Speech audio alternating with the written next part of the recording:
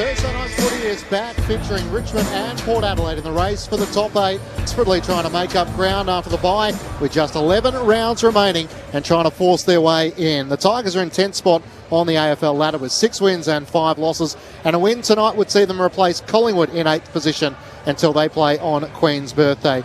Dylan Grimes celebrates his 200th game in his 13th season with 3 flags next to his name, while Port Adelaide sit in 12th position on the ladder, 5 and 6, having fought their way back from 5 straight losses to start the season. It does feel like it's a finals come early for Port Adelaide. Great to have your company at the MCG for Thursday night footy, round 13 of the AFL, kicking off with the Tigers taking on Port Adelaide.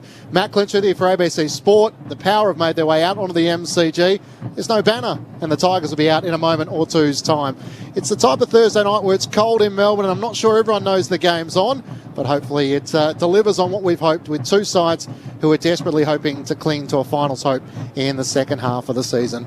Corbin Middlemaster to call the action alongside me. Corby, welcome to you. Thanks, Clinch. As you said, pretty easy sell tonight, isn't it? So Thursday night footy back for the first time since round 5. Port Adelaide playing for their season over the next month, and arguably Ken Hinkley coaching for his future, depending on how much you want to extrapolate it out. They've got Richmond, Sydney, the Gold Coast and Fremantle. It's a big month ahead. And interestingly, since round 6, both these teams have got their game going. In that time, Richmond are the number 1 team for intercepts and turnovers, so the trademark brand is back from Richmond's premiership years. While Port Adelaide have changed their style, they're the number 1 team in points against. Interestingly, Clinchy, the number 1 team defending points from turnover, which is important tonight, and also the number 1 team via the boundary in the competition. So a much more conservative route. Their two strengths colliding tonight. It dovetails perfectly into a Thursday night blockbuster. There's no late changes for either side as the Tigers make their way out onto the MCG. So Kane Lambert is the sub and Marty Frederick for Port Adelaide. It's also been a good record between these two sides. 4 of the past 5 games between Richmond and Port Adelaide have gone down to the wire. The last 2, the Tigers prevailed by 6 points and by 2 points. So hopefully we're in store for another close finish tonight. Adam Ramanauskas is in for a Thursday night. Rama, lovely to see you. Yes, good evening to all. It's a very cold night in Melbourne, and yeah, you might be right. I think people may have forgotten about this game tonight. There's not a big crowd in, but very interested in what Corbin was saying there, just about Port Adelaide and their style of football and how they've probably transferred into a much more conservative style that along the boundary. That's a la what Collingwood did for a number of years under Mick Malthouse, where they were able. That's how you're able to protect your defensive unit quite easily, because the ball's so wide, it allows players to get back quickly. But I think with Port Adelaide, it's an interesting one where they go. Where they go from now in the second half of the season will probably dictate a lot what they decide to do at the end of the year with the playing group and the like. The Tigers, I still think they're one of the more dangerous teams in the competition, Sellers. They get Tom Lynch back in probably another week's time. They look very, very sharp to me, the Tigers, at the moment. Mark McClure, welcome. If Port Adelaide win, they're a game outside the top 8, which is a fair achievement from where they've been in the early stage of the season. But they made a strategic decision. They're not playing a ruckman tonight. Yeah. Sam Hayes is out. He suffered some illness during the week, but they made the decision that he wasn't travelling even as an emergency. So expect Jeremy Finlayson, expect Sam Palpepper to do the ruck work for Port Adelaide against Toby Nankervis and Ivan Sodol. It's going to be an interesting clash. I don't think Sam Palpepper will make a mark in the ruck. I tell you that, he's about 5'10". But let me tell you, Finlayson could. He can run. He moves the ball, and having a small ruckman doesn't hurt you, because you can also crumb off the other players' ruckman, the other teams, and that's what you've got to do. You've got to get with those. And I think their midfield's a real problem. Port Adelaide, they've been poor in the efforts. They haven't got things up for, but now they've got someone to kick to. Charlie Dixon's back. Charlie Dixon comes into the side and makes a contest. They've only got 2, Todd Marshall and Dixon up there, and they've got a small forward line. I like small forward lines. They work, they move, they change. And when you put in Rosie and Palpepper and Butters and also you got Robbie Gray, gee whiz, that's a pretty dangerous bunch of players up there. If you can't handle them and you don't handle them, they'll score. But I think the Tigers are in reasonable shape. They're playing reasonably good football. Can they win the premiership? I'm not on what I've seen so far, but they can make the 8, and I think they can beat Port Adelaide too. Of course, the Tigers have been in a similar position back in 2019, where they had to get on a run and win games in the second half of the season. Remember, they were able to do so, a lot of them here at the MCG, so I guess that element they'll take comfort in. but their forward line missing Tom Lynch doesn't look as dangerous as what it has. So they play Noah Bolter forward tonight. We've also got a debutant for the Tigers, their 4th debutant of the year. So Judson Clark comes in, picked 30 in 2020 from the Yarra Valley. So a small... Is it Jetson Clark or Judson? Judson. Okay, good. Little Juddy, I think. Juddy. I think with Noah Bolter, Nick Vlosten gave that up during the week. He did an interview and said Noah Bolter's back in and he'll be playing forward. So Gipkus will play back as one of the key defenders. Robbie Tarrant will be the other key defender, then Dylan Grimes. So with Bolter down there, they're probably too small. But in saying that, I much prefer Bolter as that intercept defender, what he's able to do. But can they stretch Port Adelaide's defence, because they've had trouble with those bigger type forwards now for a number of years, the Power. They've also got Soldo on the bench. So to me, part of that is they've got 3 tools that they can play and push anywhere they want to, cover back and cover forward. I really like what Gibbs is doing. He's actually been very good. He's actually taken his man to the wrong spots and beat most of them on his way through. So to me, I like their defence. Grimes, Tarrant, Gipkus, sorry, Rioli, Vlaston and Baker. There's a bit of movement there, and there's some good defenders in that area, and I think that's a solid part of their game. So Pickett, Clark and Bolter come in for the Tigers. Castagna, Ross, Rioli, that's Morris Rioli, and Cumberland is out. Sam Hayes is the only out for the Power. It's been an interesting media week where a lot of it is centred around the Demons and the activities that took place on Sunday night. For many people were sort of pondering who would be the biggest challenger to Melbourne. Well, there's sort of early observations that they've been a bit of a challenger to themselves with the way it's all played out. How have you assessed that week that has been Sells and Rammer, and Stephen May and Jake Melcham have spent the week trying to repair some relationships? Well, it didn't sound good to me when I heard it on the news about what Stephen May said about, So to me, I think that's a bit of a grubby statement and unfortunate, because everyone knows about him now. Everyone understands when he has a drink, he may lose his marbles. It happened with Campbell Brown too, a few years back when he was up on the Gold Coast. Same thing happened. He cannot handle what he was doing, and I think he needs to change. I think he can play. We all know he can play, but gee whiz, you shouldn't be going around talking to your mates, your players like that. They won by 75 points. They could have put their grandma on the bench instead of putting, Jake Melcham in the grand final. They didn't need him. They didn't need anyone. They were just superb. So why would you actually say that? That is one of the worst statements I've ever heard anyone say to someone in a team, in your team. I've never heard anyone say anything like that. So for mine, he's shown his true colours, and now he knows he has to change.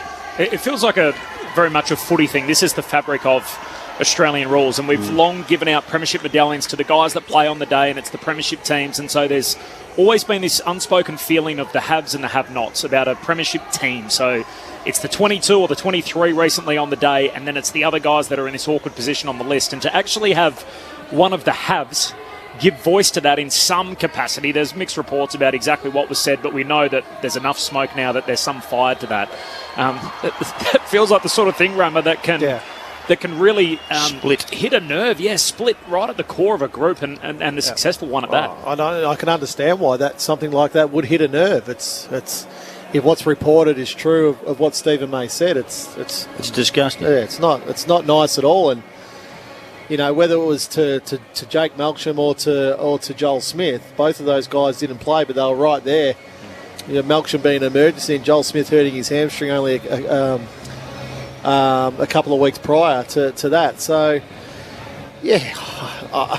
look, Melcham and May are not the first two blokes to have a bit of a blue as teammates. Let me tell you that. I could tell you plenty. I could tell you some wonderful stories about my early years at Essendon and some of the fights that our teammates got in, but chances are they probably won't be the last either. No, they definitely won't be the last. But the problem was it's in a public place. Yeah, and I think that's where the issue lies. And the way they apparently treated the restaurant and the like is, it's horrible. There's a disrespect it's to actually to horrible. that. Yeah, it is. So is the AFL doing the right thing investigating? Well, I don't think the AFL need to be involved. I think this is a club issue.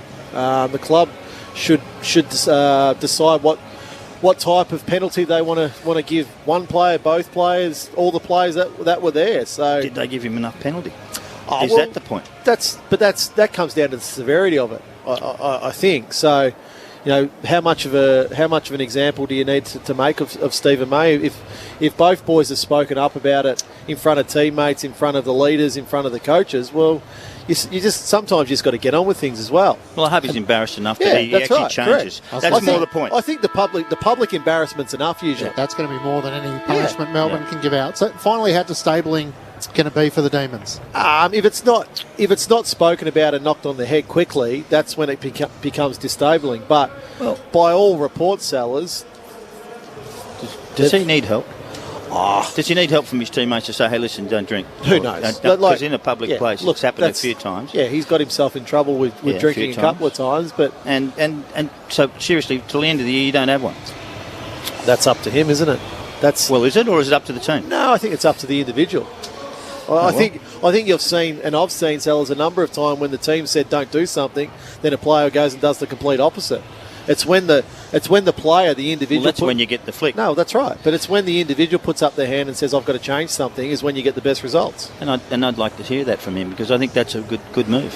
And we've got an insight into the leadership of Melbourne with Max Gawn having to front up and speak on behalf of his teammates. He spoke really well. Adam Remanascus and Mark McClure with you on Thursday Night Footy. Matt Clinch and Corbin Middlemass to call the action. The final member of our team sitting in the front row. Great to have him back. Mitch Cleary, welcome to you. Good evening again, guys. 12 degrees down here, but it feels much colder. Got the 4 layers on tonight. Kane Lambert, the medical sub for the Tigers with his chronic hip injury. Marty Frederick, the sub for the Power. And I'm on crowd watch tonight. I reckon we're going to push and struggle to get to 25,000. The last time before COVID, Richmond played less than 25,000. It was a game in August 2014 against GWS. I'll keep you posted on the crowd and much more tonight. All right, thank you, Mitch. Yes, it certainly felt sparse when we arrived just after 6 o'clock, and a few more have rolled in. But, whether it's been advertised well enough for Thursday Night Footy, whether people know that... You can play this at Punt Road. Sure, there'd be a few Bombers fans that'd be happy to back at Windy Park and Princes Park as well for the Blues. Punt Road's just there. So round 13 of the AFL, a place in the top 8 on the line as the Tigers and Port Adelaide do battle. Here's Corbin Middlemass on ABC Sport. The umpire and Craig Flair whacks the ball into the turf, and Finlayson, the caretaker ruckman, wins the first hit out of the game. There's a free kick in the middle. It's going to Ollie Wines, and the Brownlow medalist puts Port inside 50. Grimes in his 200th with the spoil, but straight to Finlayson. The lefty looks for the unguarded goal square, and a goal-saving effort. Liam Baker at full stretch knocks it through inside the goal square. So I'm not so certain that Gervais can stay with Finlayson in the run area. 27 seconds in, first score of the game, behind Jeremy Finlayson. As Baker brings the Tigers back into play, a beautiful kick to found Nankervis at half-back. Out past to Prestia, kick over the head of Martin. Jonas spoils it down for Port Adelaide. Short trying to run onto it for the Tigers. Got it to the advantage of Edwards. Kicked off the outside of the boot. Backwards to Nankervis, who volleys it inside 50. Have a go at that. And Shea Bolton almost did so, but he's onto it. He runs away from Houston, snaps on the right, and puts it across the face and misses to the left-hand side. Some good creativity on display there. It's a behind-a-piece through the opening minute. Hurried kick out from the Power as Burton hits up Wines, who marks outer edge of the centre square. Sweeping hand pass to Boak. They got numbers on. Grimes closes him down. Grimes skids in, wins it, shoots a hand pass away to Dixon. He's taken front on, no free kick. Got it to Amon, kicks down to half forward. Vlosten there on the bounce, couldn't trap it, and he and Robbie Gray see it out of play. So a boundary throw in. 60 out from the Power goal. They're kicking to the punt road end of the opening term. Richmond, their home game, the yellow sash and the black shorts, and Port Adelaide in their Robbie Gray jumper, predominantly in grey with the white shorts. He's standing alongside Dylan Grimes as it's thrown back in. Nankervis knocks it down to the front, short with a hand pass to Prestia, ducked out of the tackle, got it to Cochin at right half back. Kicks up to Dusty in a 1-on-1. Bounces in front of him and his opponent Burton. Houston got back for Port Adelaide. Hand pass to Wines and to Amon on the members' wing. Works at the Burton boundary Great side. kick. Lays a pass, finds Travis Boak. And another one. Boak to half forward. Motlop gets up and marks. 49 metres out. Behind each to start. Couple of minutes in. And now Motlop, after some indecision, says, I'm going to have a look at them. Points to the big sticks at the punt road end. And now just pulls out of that option. Chips short to Amon.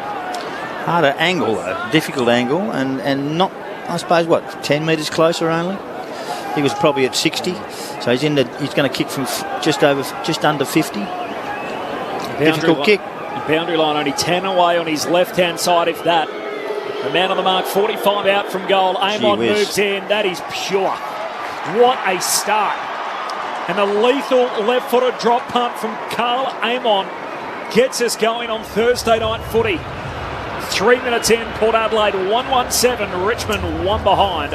Grandstand AFL, Mark McClure and Adam Ramanauskas. Well, you simply get the ball to your best kicks.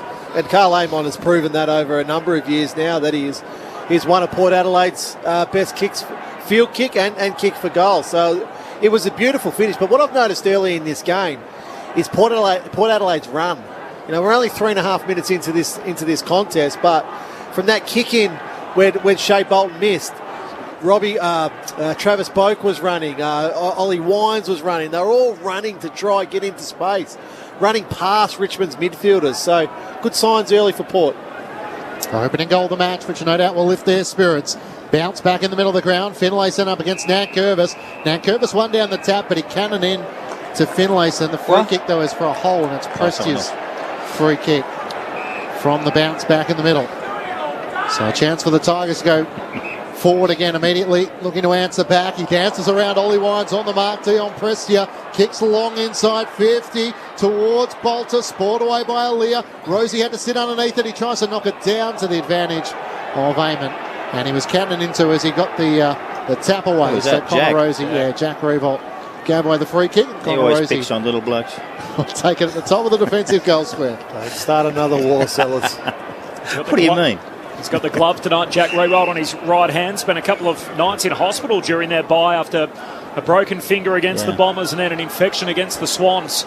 As the kick goes short from Rosie to Burton, long kick out of defensive 50, close to the boundary line. Not out, and the pack forms around Floston, tackled by Powell Pepper and Amon, and the ball up.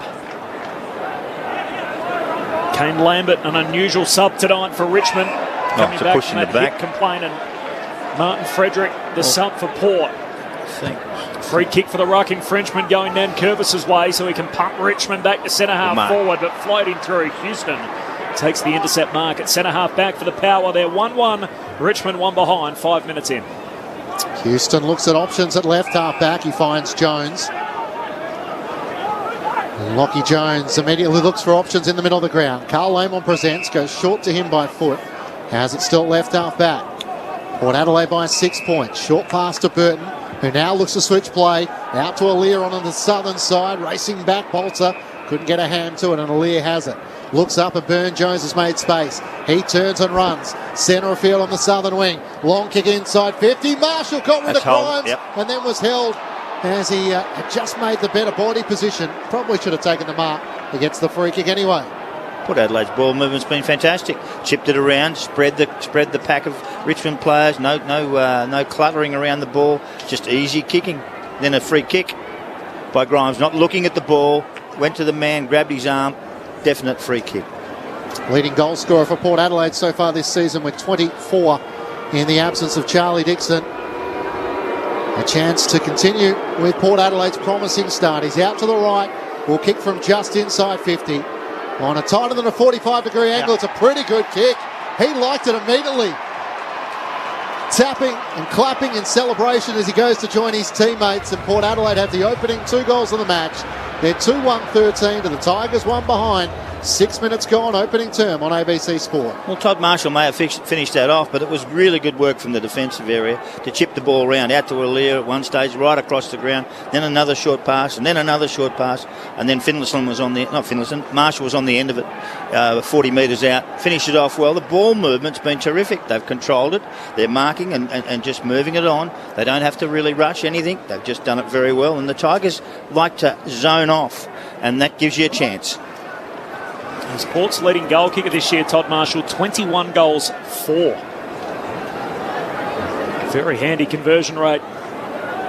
The big forward for Port Adelaide now with Dixon for company. His second week back, leading the forward line from the restart back in the middle. Shea Bolton shares it with Dusty. Dusty kicks down to half forward, bounces off the chest to Rewalt. There's Burn Jones at half back for Port. Hand pass to Bonner, kicks down the wing. Butters. That was a great mark. Up and marks strongly on his chest and then hit the ground just as hard. He moves it on hurriedly. The kick from Boak down to half forward for Port. Dixon crashes the pack behind him. Gray put his head over it. Ball spills out, still with Port. Dixon got it away to Motlop, to Drew, to Rosie. Hand pass back to Butters. Floats a kick to half forward and Floston knocks it away. Only as far as Rosie though. Hand passes to Bonner. Through traffic. Worked it forward to Demont. Out to Burn Jones. Port Adelaide have been good so far. Very good. Hand pass out wide to Lockie Jones. He's got space with a hand pass back to Bonner. Kicks inside 50. Gray was the target. He didn't realise. And Broad floats across in the side. 37 uncontested mark. 37 to 13 disposals. Port Adelaide by 12 points. As Broad kicks up towards Ralph Smith, couldn't take the mark, but he was held in the marking battle against Jones. And the Tigers will take it at left half back. Hugo Ralph Smith, son of Sean, as he kicks down the wing. Bouncing footy close to the boundary line.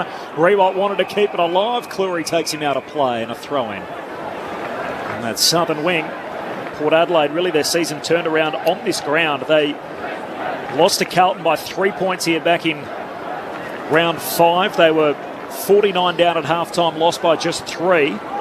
They'd won 4 of 18 quarters before that point. They've now won 17 of their last 26. From the restart, Boak spun around, lost the footy. Edwards for Richmond, hand pass to Prestia, shoots a handball into the middle of the G. Dan Rioli keeps it in front of him, has to pick up the greasy footy, can't. Lost it, Bonner, away to Boak, and Boak's hit very hard in the running tackle from Edwards. Motlop had it, lost it, spills to Dusty, slams it on the boot, kicks Richmond's first. The relentless pressure from the Richmond forward line results in their first of the game. Comes off the boot of their superstar, Dustin Martin. 10 minutes in, the Tigers 1-1. Port Adelaide 2-1. The power by a goal. Well, you're right. It was the relentless pressure there. First it was Edwards, then it was Bolt who got the ball out to Dusty for a goal. But they kept pushing Port Adelaide back. What Richmond we're 10 minutes into this quarter now. It looked like they were a step or two off. Just, a bit stagnant with their approach to the early part of this game, but that little passage of play there, I think, might have just woken them up. A couple of tackles, hit a couple of bodies, and then able to score with Dustin Martin. Might just wake the Tigers up, because Port Adelaide were looking full of running early in this game.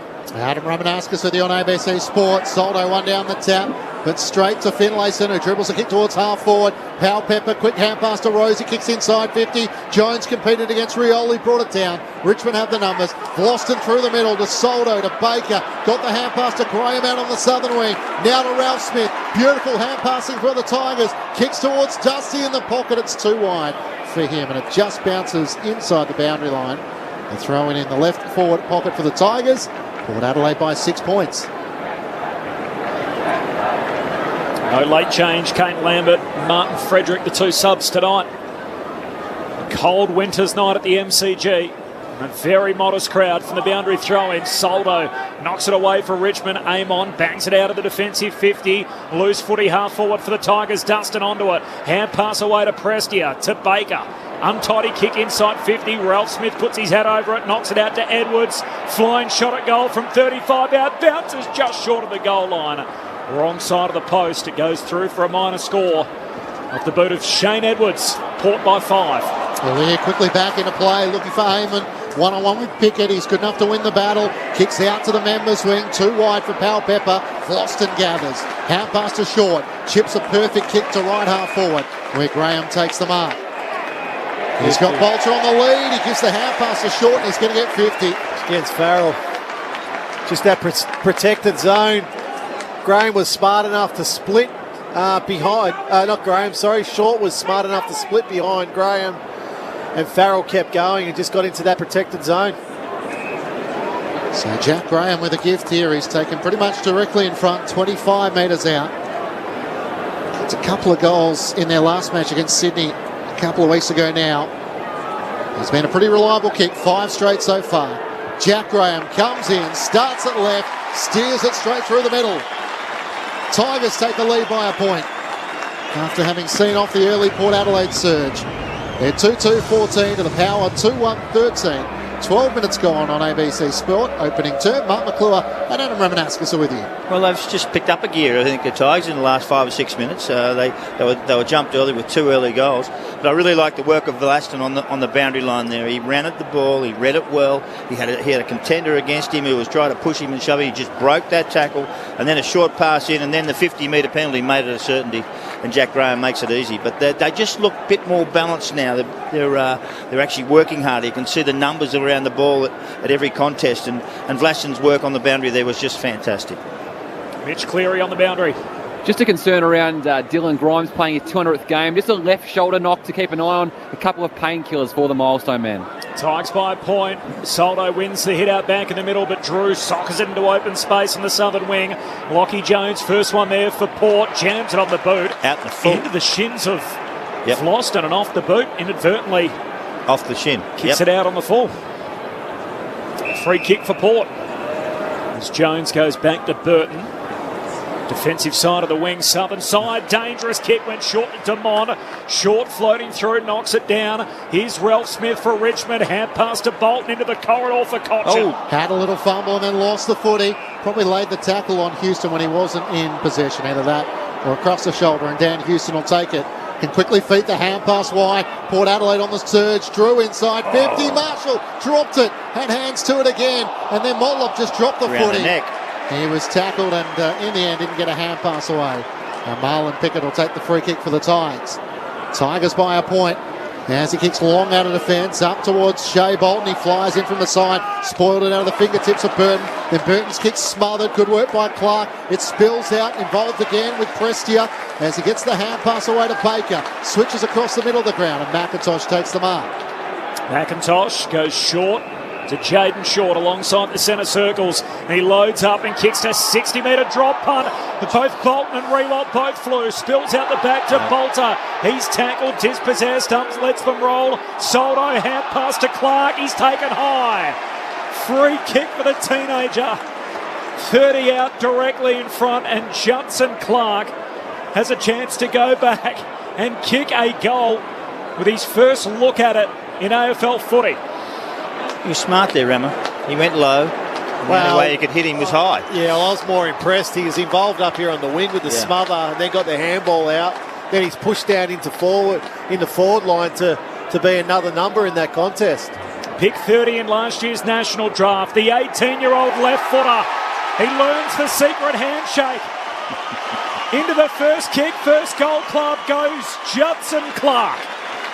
Richmond by 7 points.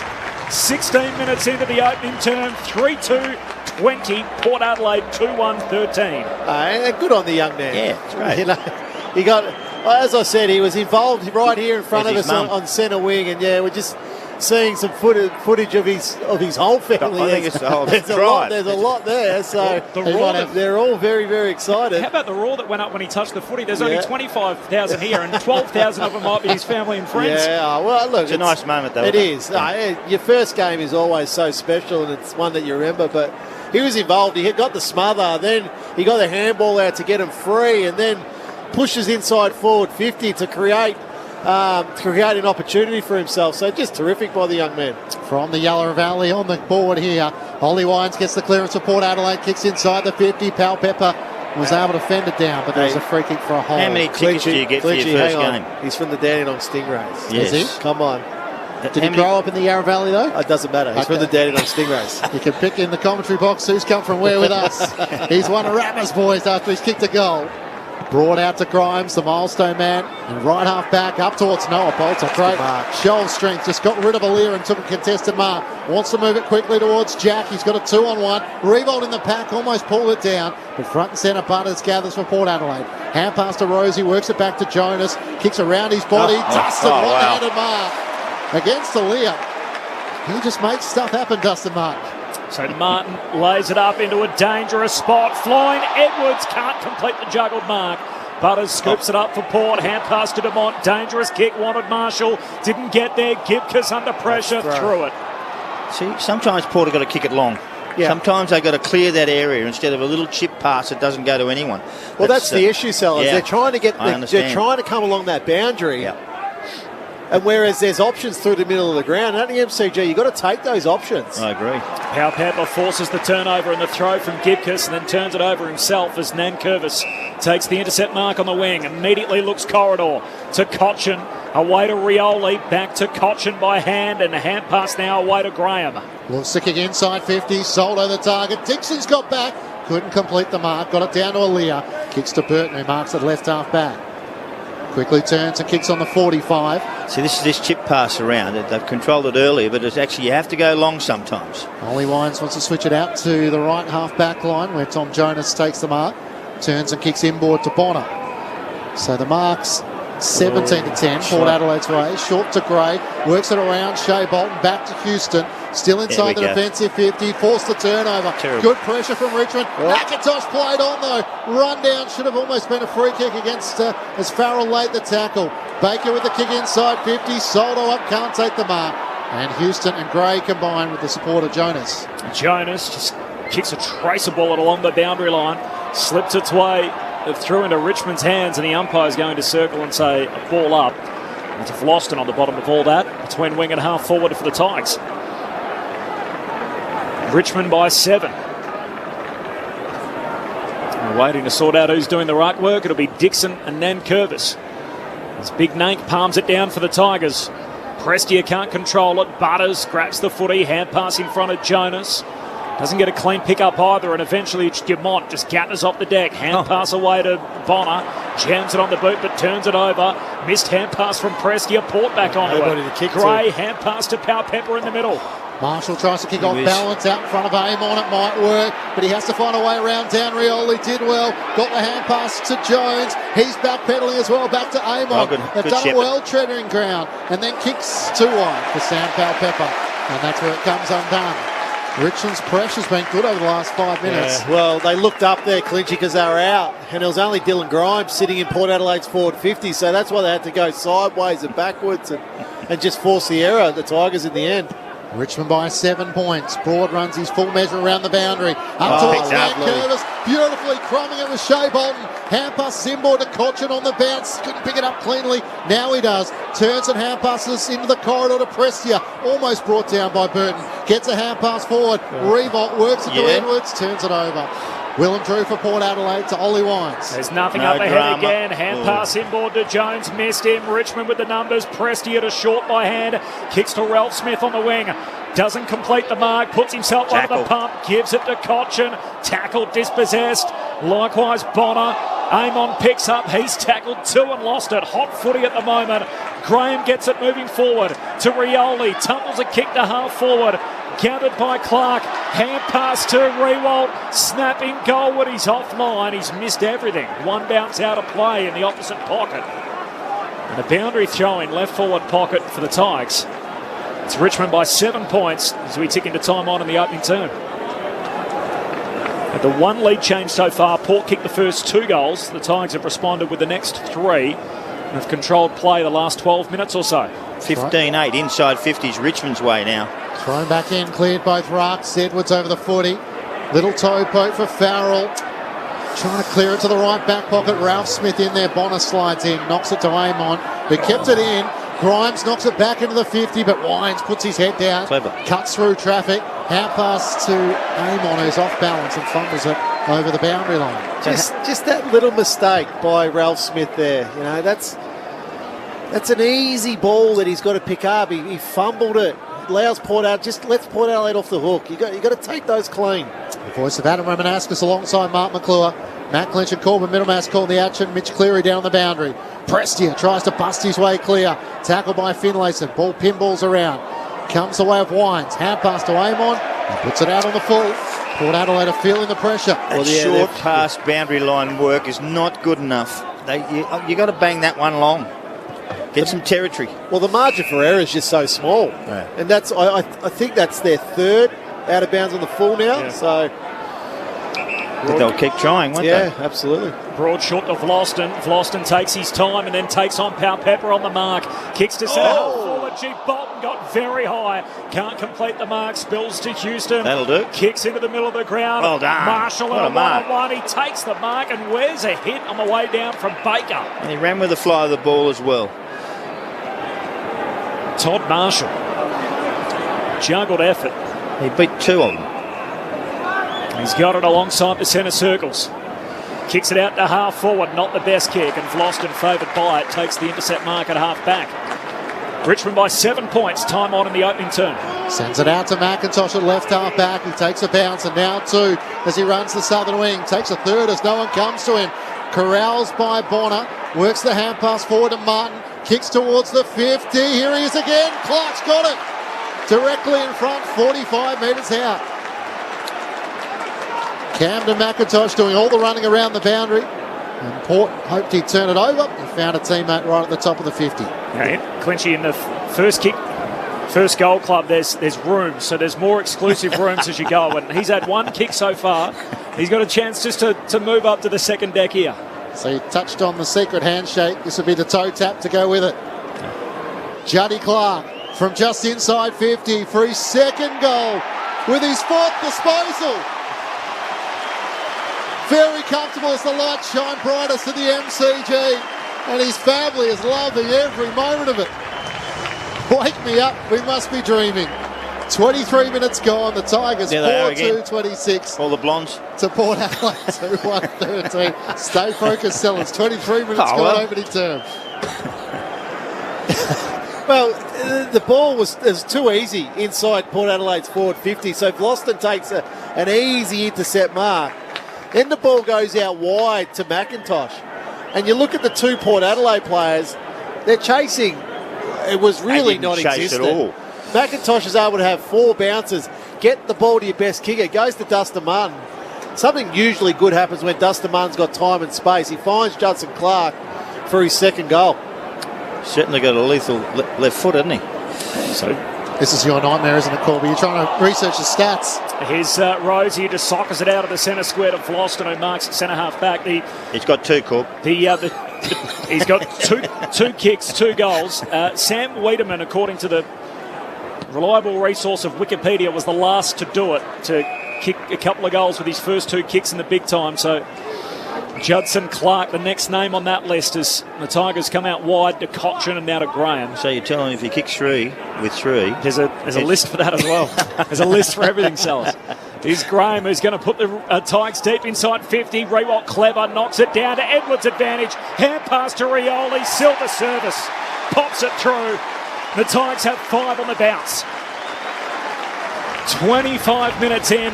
The Tigers are off and running, 5-2-32. Port Adelaide stagnant, having kicked the first couple. They're 2-1-13. Ticks by 19 points and growing. Well, Port Adelaide are playing an unusual style of football that I don't think wins many games at all. That little chip pass, it started to work all right at the start. They sort of chipped it around and kicked a couple of goals. But from that moment on, they have been destroyed. They've had 5 goals straight after that. And now Richmond are in the box seat to win this game quite comfortably. They've lost their confidence, Port Adelaide. They can't find a man. They're having trouble clearing the centre bounce. It's a nightmare for them. So 19 inside 50s to 10 now, sellers. Yeah, it's gone the other way completely. Yeah, so it's really flipped. Back in the middle. Nankervis wins down the tap against Finlayson. It bounces to Martin, back to Nankervis. Hand pass to Prestia, works it out to Marlon Pickett on the wing. Has enough time to cut around Butters and send Richmond into attack once more. Rewald at the back, had to try and spoil it down.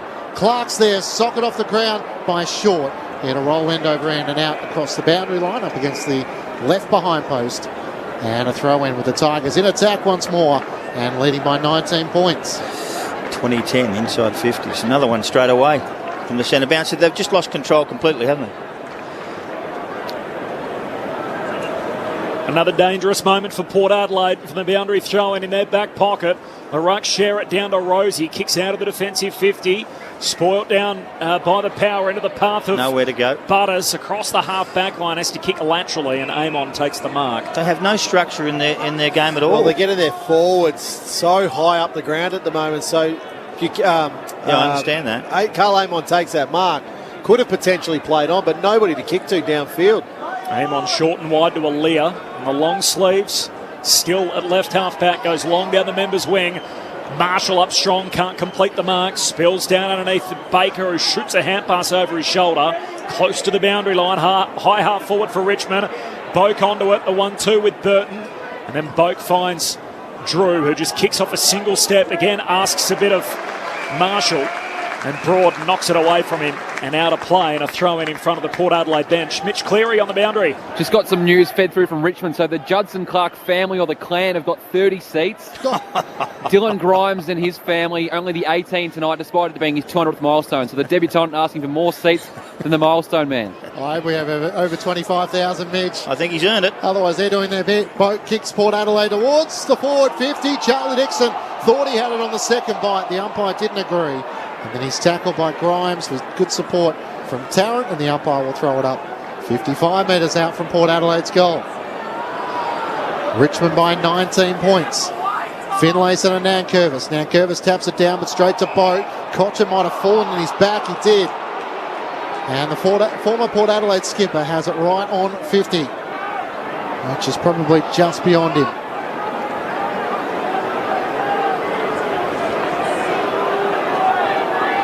Travis Boak and Robbie Gray, of course, started back in 2006, goes very short.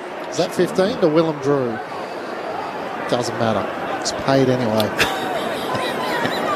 Get a tape measure out and have a look at it. That was about 10 metres. I'm promising you it wasn't, but it doesn't matter. So Willem Drew hoping he can get one against the trend, with the Tigers having kicked the last 5 goals of the match. 2 goals, 1 for Drew. He's played all 11 games so far as he comes in through 50. Starts it out to the right. It won't quite have the distance.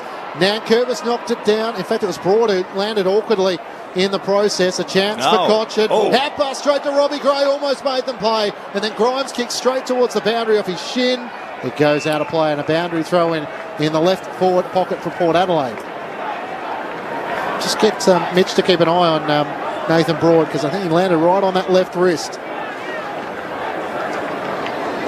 His 96th game tonight, still hasn't played 100 games, and already 3 premierships for Nathan Broad. And the boundary throw in, Dixon wins it down, Floston, surge kick into the middle of the ground for Richmond.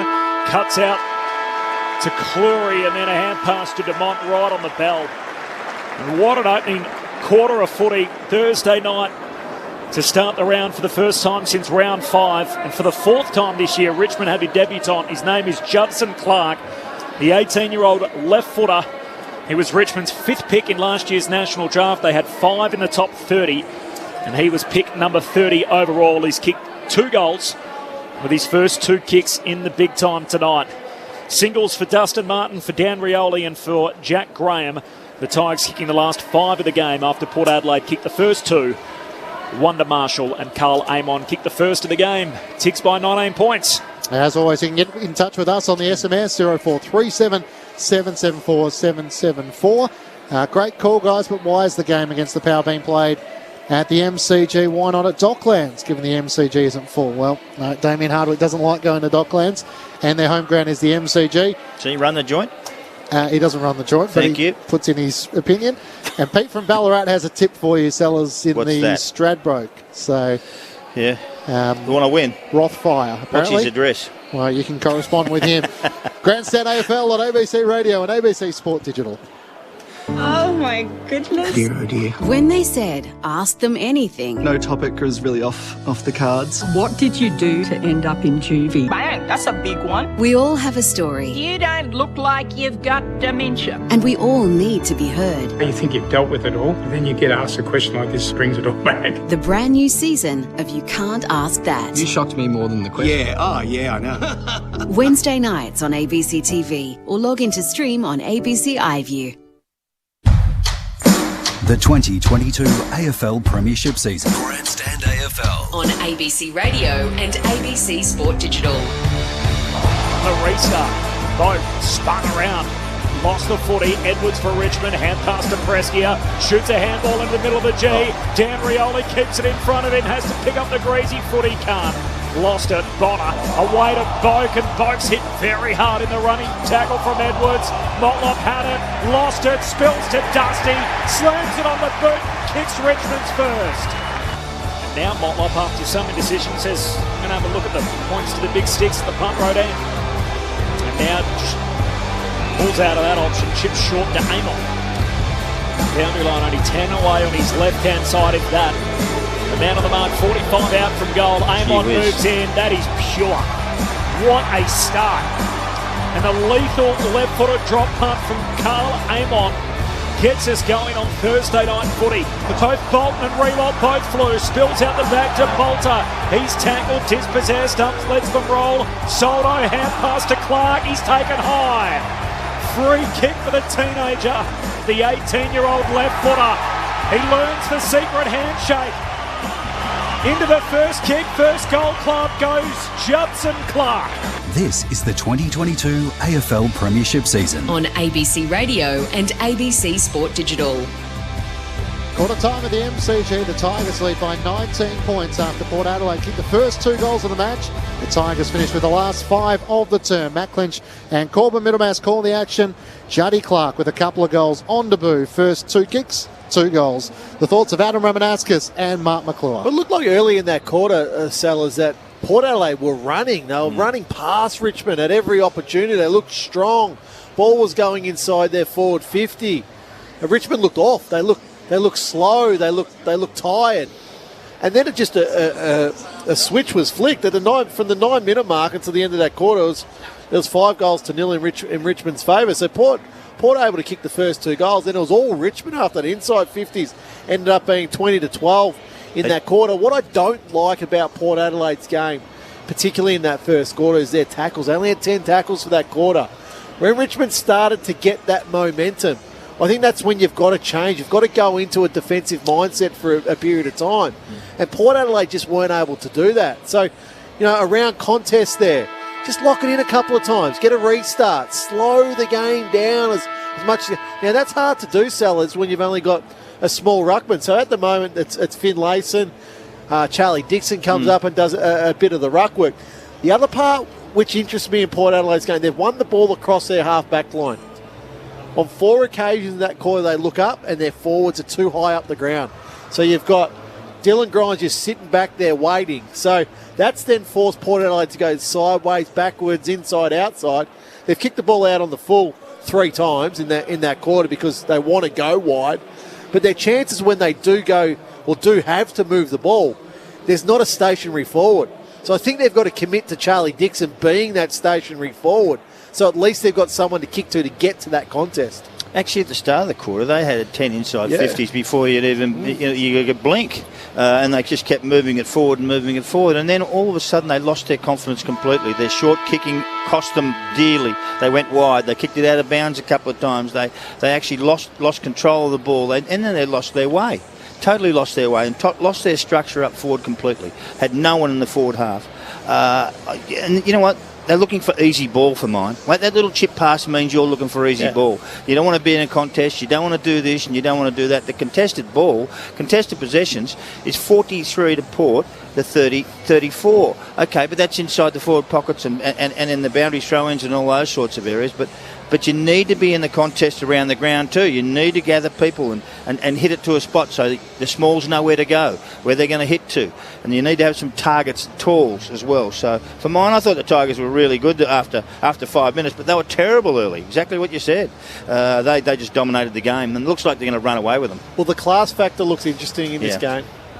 I think if you look at that quarter in isolation, particularly when Richmond kicked those 5 goals, Short's involved, Daniel Rioli's involved, Liam Baker's involved. Dusty. Yeah, all their classy players are able to find the space that's required. So I want to see Port put a bit more pressure on Clinchy in this quarter. Let's head down to Mitch Cleary on the boundary. Just that injury to Nathan Broad's left wrist. He did have strapping on it already. He had a long chat with doctors at quarter time. He's starting on the bench, but looks like there's no concerns for the Richmond defender. Thanks, Mitch. Second quarter underway. Tigers by 19 points.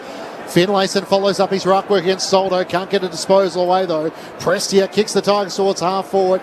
Edwards tried to hack it forward. Ricocheted straight into the path of Houston for Port Adelaide. Turns it over. Pickett read it beautifully. Veers into the middle of the ground. Kick just to the fingertips of Dustin Martin. Couldn't take the mark. Demont's hand pass doesn't clear the congestion. Edwards back to Martin. Stationary kick inside 50. Bounce end over end towards Bolter. He hand passed it straight to Farrell, who jams it onto his boot. He's going to find Jones, who takes the mark at right half back, but none of that was pretty for either side. And that was Farrell's first touch of the night. He's had a pretty good season, but a quiet opening term as Jones heads down to half forward for Port Adelaide. Gibcus trying to trap it, knocks it away to Vlosten, who sockers it inadvertently in the wrong direction. Now Marshall out of it. He too kicks it inside 50. Gets helped over the boundary line by a couple of Tigers, and Gibcus mops it up. Hand pass away to Prestia. He gives it off to Short. Kicks in the middle of the ground, but straight to Burn-Jones. Port trap it in the front half. 2-on-1. Darcy Burn-Jones kicks it deep, but Marshall not favoured by the kick. Soldo floats through, takes the intercept mark. He kicked it to a bloke who had 2-on-1. Ridiculous. Works it out to Pickett, the hand pass to Dan Rioli, to Baker. Wanted to link up again with Rioli boundary side. It's too wide for Demont, and Pickett trying to clean it up. A boundary throw in. So Charlie Dixon back in for the second game of the season, but Port Adelaide been playing their forwards high up the ground, so it's allowed Richmond to drop one of their resting ruckmen behind the ball. Throw in on the southern wing. Tigers by 19 points. Soldo shoved out of it by Finlayson. It gets to the back. Little toe poke from Clark. Out into the path of Edwards, who slipped over. A chance for Jones. He tries to get it to Wines, and now to Finlayson. Hand pass to Burn-Jones. Bombs it inside 50 again. Vlosten the loose. He'll mark on his chest. It's too easy for the Tigers at the moment. Another 2-on-1 effort. Vlosten kicks out to the southern wing. Nice work from Bonner as he skids in and knocks it out of play in the southern wing. Port with the first 2 goals inside the first 7 minutes. Richmond responding with the next 5. 2 of them to the 18-year-old Judson Clark on debut. Tigers by 19 points from the boundary throw-in. Soldo down to Prestia. Hurried kick to half forward. Rewalt and Cleary. Cleary punches it to the safety of the boundary line and a throw-in. 60 out from the Tigers' goal. Kane Lambert, the sub tonight. He's had chronic problems with his hip all season.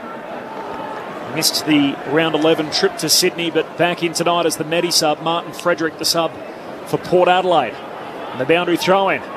Still no clean pickup. 2 Port players miss it. Short grabs it, dumps it on the boot, heads down to Dusty at half forward. He's clattered into by Jonas and will get a free kick. He's not too good either. No, he's okay. He was taken out front on, and Martin is going to get the free with the man on the mark standing 48 metres out. He's on a 45-degree angle. And he's immediately going to play on. He loads up and kicks it to the top of the goal square. They come from all directions. McIntosh. Strong contested mark. See, they have an idea what they're actually doing here. They have. That's Steve Motlop. Let me tell you, they have an idea where they're doing that, where they're going to kick the ball and how they kick it to a space, and then you can have a run up like that. McIntosh had a run from the wing and took the mark. He's a tall winger and a good runner.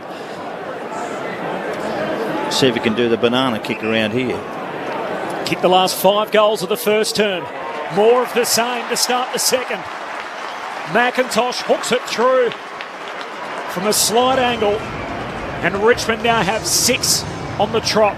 The Tigers 6-2-38, Port Adelaide 2-1-13. Just 4 minutes travelled in the second term. Richmond by 25. So you look at that. So Dusty gets a free. You're spot on with what you're saying, Sellers. They know, the Tigers know what they're doing. But you look at this ball that goes in.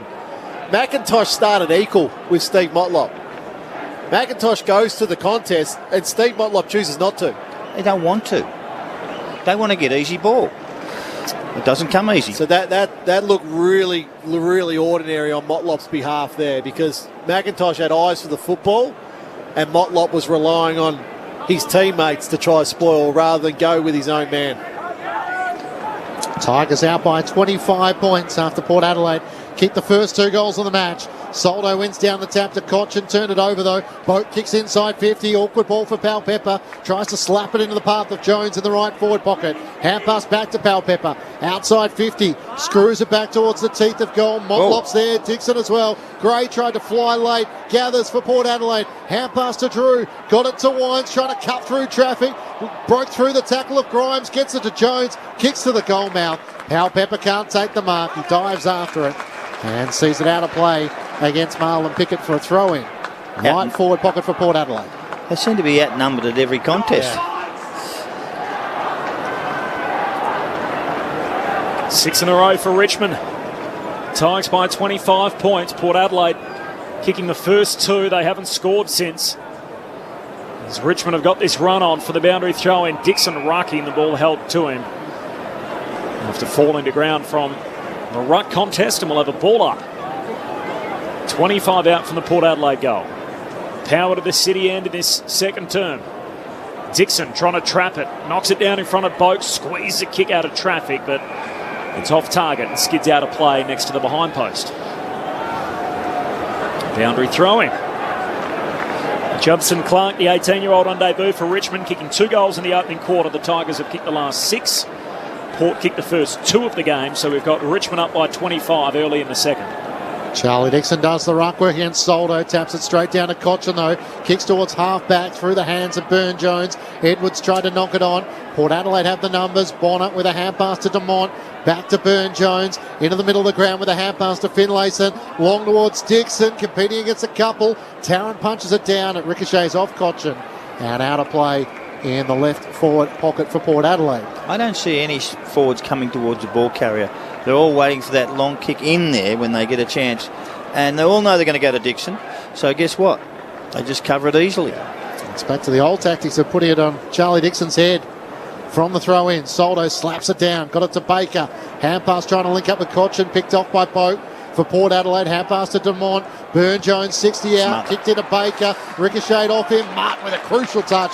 Knocked it into the path of Edwards. Kicks out in front of Shea Bolton. Good luck. It bounces out in front of him. Houston tries to corral him. Bolton takes a bounce cheekily and then sidesteps him. The double bluff. Gets to 50. On the right. Kicks towards Bolton. Just can't pull it in. Got a hand to it but couldn't take the mark. Aaliyah was there with him. Shea Bolton too unselfish. Go yourself, son. That would have been a great goal. Tigers by 26. 25. Bonner on the kick out. Goes long out to half-back. No clean take there from Amon, and then speed you can see from Rioli coming flying through. He couldn't quite gather either the greasy footy. Jones just dumps it on the boot down to half forward for Port. But Tarrant back there for Richmond. Gathers his first touch of the night. Kicks to centre half back for Soldo. Soldo will go back to Tarrant. We'll have 2 of the last 3. Former best and fairest winner with North Melbourne, his first year at Punt Road. Kicks in front of the interchange for Rioli. He's outnumbered in the air and at the ground. Comes down to Farrell for Port. Hand pass to Gray, to Jones, to Rosie. By hand to his mate Butters. Still at half back. Gives it to Drew, but the pressure right on from Richmond. There's no one to go back to. Bonner, hand pass to Jonas. He spears his kick. And Houston eventually gathers in front of the benches. Ralph Smith offered a good chase. He kicks towards Dixon. Grimes. Grimes in the wrestle, spoils it out of play. Both had a bit of each other's jumper. Gee, that's the best of Richmond, isn't it? Where you have the quick handballs and they're just slowly the defence moves in. And the space gets smaller and smaller trying to work your way through the maze. Dylan Grimes, of course, rarely beaten as he spoiled the ball out of play. 3-time Premiership Tiger. In his 13th season, finally playing 200 games. Cochin kicks up to the wing. Bolton outmanoeuvred, gathered by Houston, got it to Burton for Port Adelaide, kicks towards Charlie Dixon. Gibcus set himself in front, brought it down to Vlosten. Hand pass to Short, dodging and weaving. Conroy's a great chase. Didn't dispose of the footy though, so Short's able to gather. Kicked it straight towards Jonas, got underneath it. Martin got it down to Bolter, who just charged his way through. Kicks on the half volley to Jack.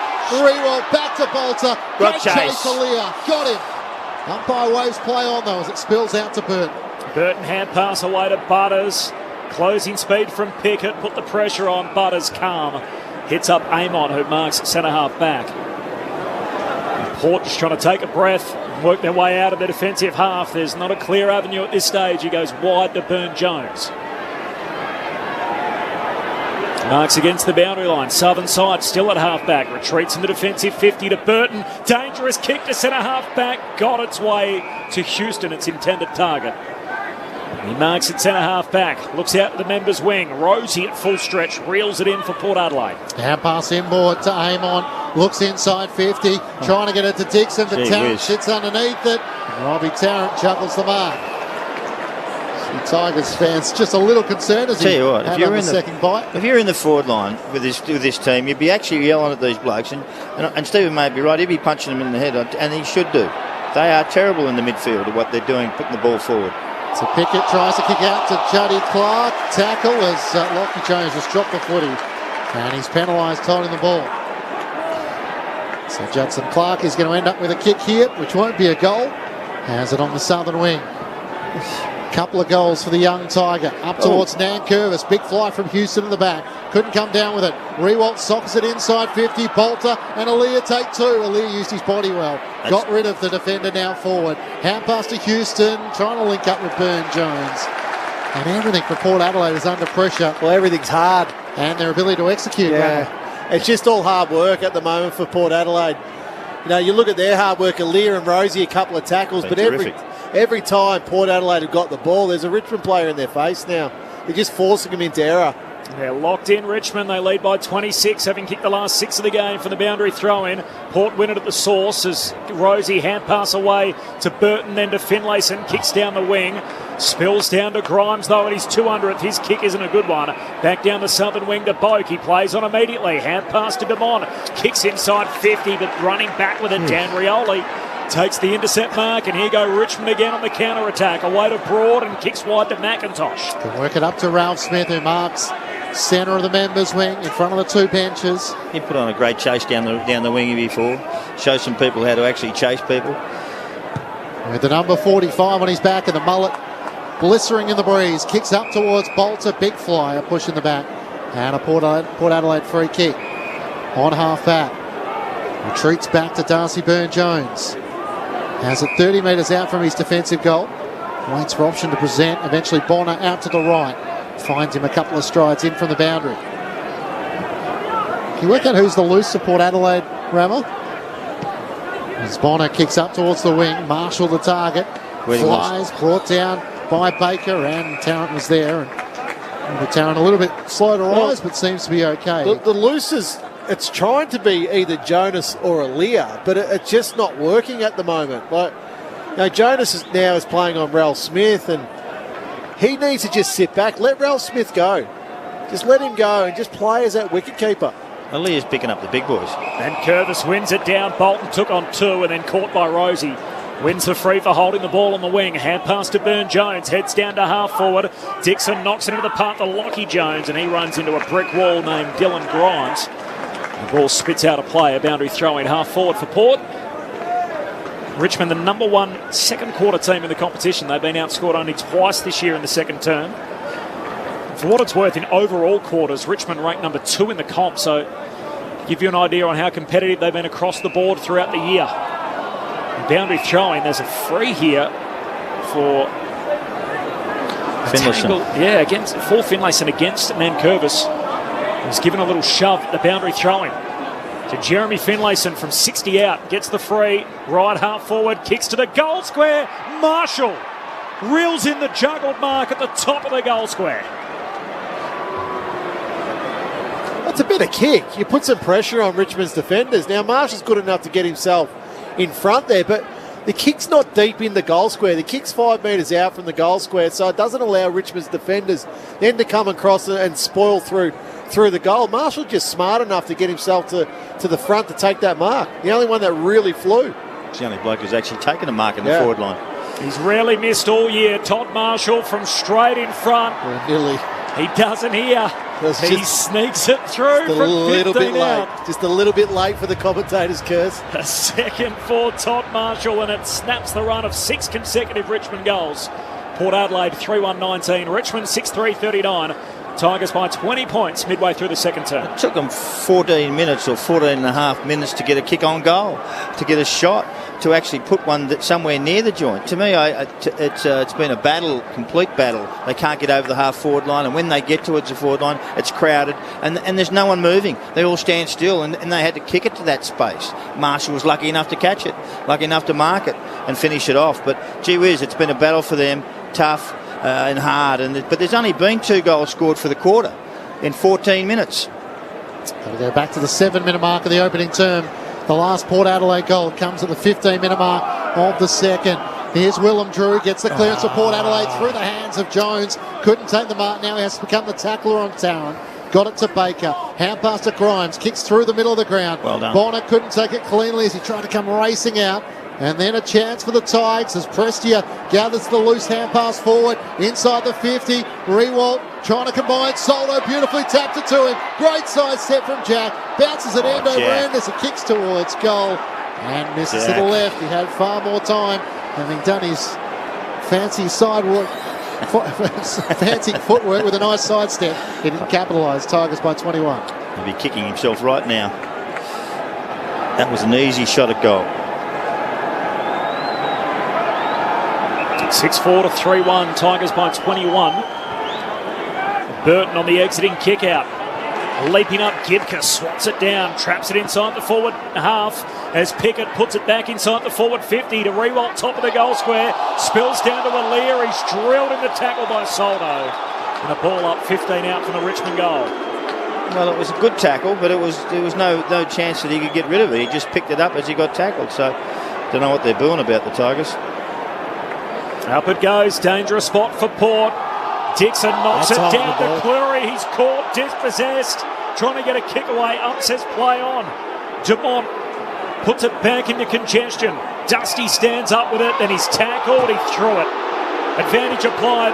The Richmond fans aren't happy as Bonner exits the defensive arc with a long kick to Marshall. So the one with Cleary there, that's the one that annoys me. It's not junior football where he tried. The ball missed his foot. It's incorrect disposal. Correct. Marshall with a good mark as he works it inboard to Bonner, kicks up towards Jones, can't gather, then cannons in to Pickett, and a good tackle laid by Nick Vlosten on Todd Marshall. Locks the ball up at right half forward for Port Adelaide.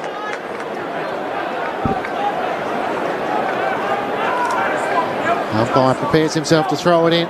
They throw it up just a couple of metres in from the boundary. Nankervis taps it towards Pickett and he runs out of room.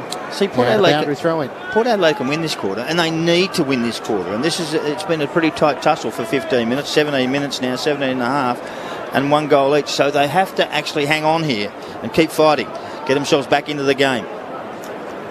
Richmond by 21, Nankervis at the boundary throw-in. First hands on the footy, passing through Prestia, went without it.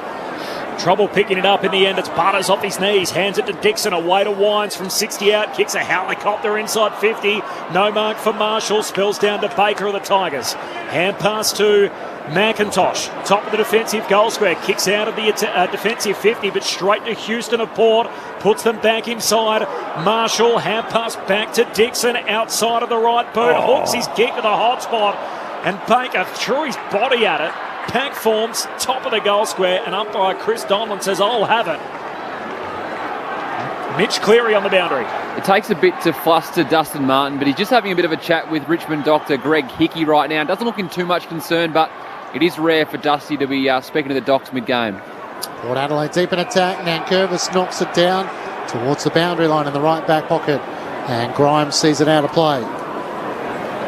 Alan Grimes in game 200. A couple of the old firm in attendance as well tonight in his honour. And David Asprey alongside Alex Rance, thrown back in. Nankervis tries to work it over the back to Pickett. Hand pass to Baker to Ralph Smith to Graham. The hand pass wasn't on. Butters slides in. Hand pass to a stationary aim on. That wasn't on either. Eventually Houston got it to Marshall. Kicks inside 50. And Pickett slides in to take the mark in front of Rosie. He goes across the half-back line to Vlosten. And will swing a kick further wide to Broad. Richmond by 21 points, 19 and a half played, second quarter. Tigers kicking 6 of the last 7. As Broad sends his kick downfield, Solo the target, slips past him. Burton a little casual for Port, got it to Burn Jones, hand pass to Butters, back to Burton. They work it up by hand to halfway. Nowhere the 1-2 with Wines. Burton in the end decides to kick out to Dixon. He didn't know it was coming, and it skips out of play. 60 from the Port Adelaide goal. They're so out of shape, aren't they? Yeah, but their forwards are going to reset quicker, Sellers, don't they? Like, they're out of shape. That handball chain here across half-back is really good. It gets Port Adelaide out. They look up. Dixon's not in position. Marshall's not in position. They're not in position to provide a lead or a target to their kickers. 12-7, the inside 50s in this quarter, Port Adelaide's way. And yet it's only 1 goal to the Tigers' way to Port Adelaide's 1 straight. Free kick off the ball going the way of the Tigers. Taken by Jack Graham, drives it up towards Soldo and Nankervis. They crash the pack, but Charlie Dixon gathers. Hand pass to Farrell, turns back inboard, off balance. It was a risky kick. Hal Pepper took the mark. Charlie, only 3. Gives the hand pass to Carl Lamont, across the half-back line, out to Ryan Burton. You know what, Clinchy, I love that risk by Farrell. Yep. It just changes the whole angle of the way Port Adelaide trying to move the ball. He's the only player today that's really taken a risk to come back inside. Up to the southern wing to Motlop, and then they decide they're going to go back and switch it. So back to Riley Bonner at left half back. Now they're back on the boundary. Yep. Cross half back to Houston, all the way back to Finlayson on the members wing, and they've gone nowhere. Better. Burn-Jones on, outer edge of the centre square, can't complete the mark, now under the pump, hand pass to Drew, sweeping hand pass to half forward for Boak out wide, chips it to Marshall, and he leads up into that channel at right half forward and takes the mark 30 from home. That turned up because they made a little mistake and they had to move quickly and keep moving it quickly. Continue to move it quickly because they stop and start too often.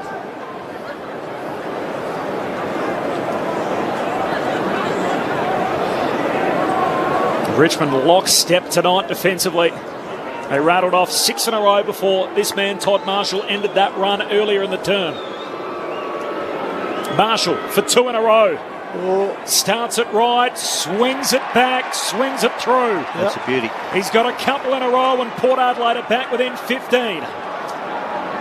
They're going to go upstairs to check this in the arc. It'll be a third for Todd Marshall. I've marked it in. The on-field ruling is a goal. They just want to check whether it swung enough to hit the post. The left-hand goal post. Well, there's daylight there. I haven't got a rubber.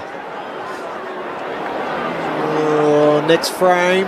Can't see it. I don't think it touched. We're going to get the snicker on. It doesn't look like there's any movement there. Nah, that looks good to me, Corb. So this will be a third for Todd Marshall, and that makes him 23 goals, 4 for the season. No snicko. No snicko here. No. Confirmation from the arc. 4 points. Marshall with 3, Port Adelaide 4-1-25, Richmond 6-4-40, 23 travelled in the second term. Well, it sort of feels like it's against the flow, Sellers, but the reality is Port Adelaide 96 possessions this quarter, Richmond only 56. Yeah, but they chip it around. Yeah, that's the killer. I understand that, but now it's 2-1, and I understand. And likely they'll win this quarter. That's what you want. Inside 50s, 13-7 in Port Adelaide's favour. So they've been able to control the quarter a little bit better with possession. Now, yep, you're right, the chip. But you look at that passage of play. Farrell tries to come back in the middle of the ground. Finlayson tries to come back in the middle of the ground. Just trying to slowly change the angles of Richmond's defence. Adam Ramanaskas and Mark McClure with you on ABC Sport. Matt Clinch and Corbin Middlemass calling the action, and Mitch Cleary down the boundary. Nankervis one down the tap, but Drew almost pinched it off him. It comes to Pressia. Squeeze the kick towards 50, charging out Houston, trying to soccer it away, missed it. A chance for the Tigers through Graham. Hand pass out to Prestia. Cut away from Drew. Hand pass over the top, just over the head of Graham. He makes it work on 50. Smother. Good smother as Ollie Wines propelled his body towards it. A chance still for Edwards, tries to knock it out. But Amon's hand pass to Gray, it was smothered. Bolter spins through traffic, he's dumped, and he's holding the footy. I tell you what, that was much better play. Tried to jam it on his boot. That's missed his boot, and he was penalised holding the ball, and Robbie Gray will take it. But that's the same as Cleary. I agree with you, There's no difference in that tackle to the Cleary tackle 5 minutes earlier. It missed Bolter's foot, it missed Cleary's foot. Guess what? Everyone makes mistakes. Yeah, I agree.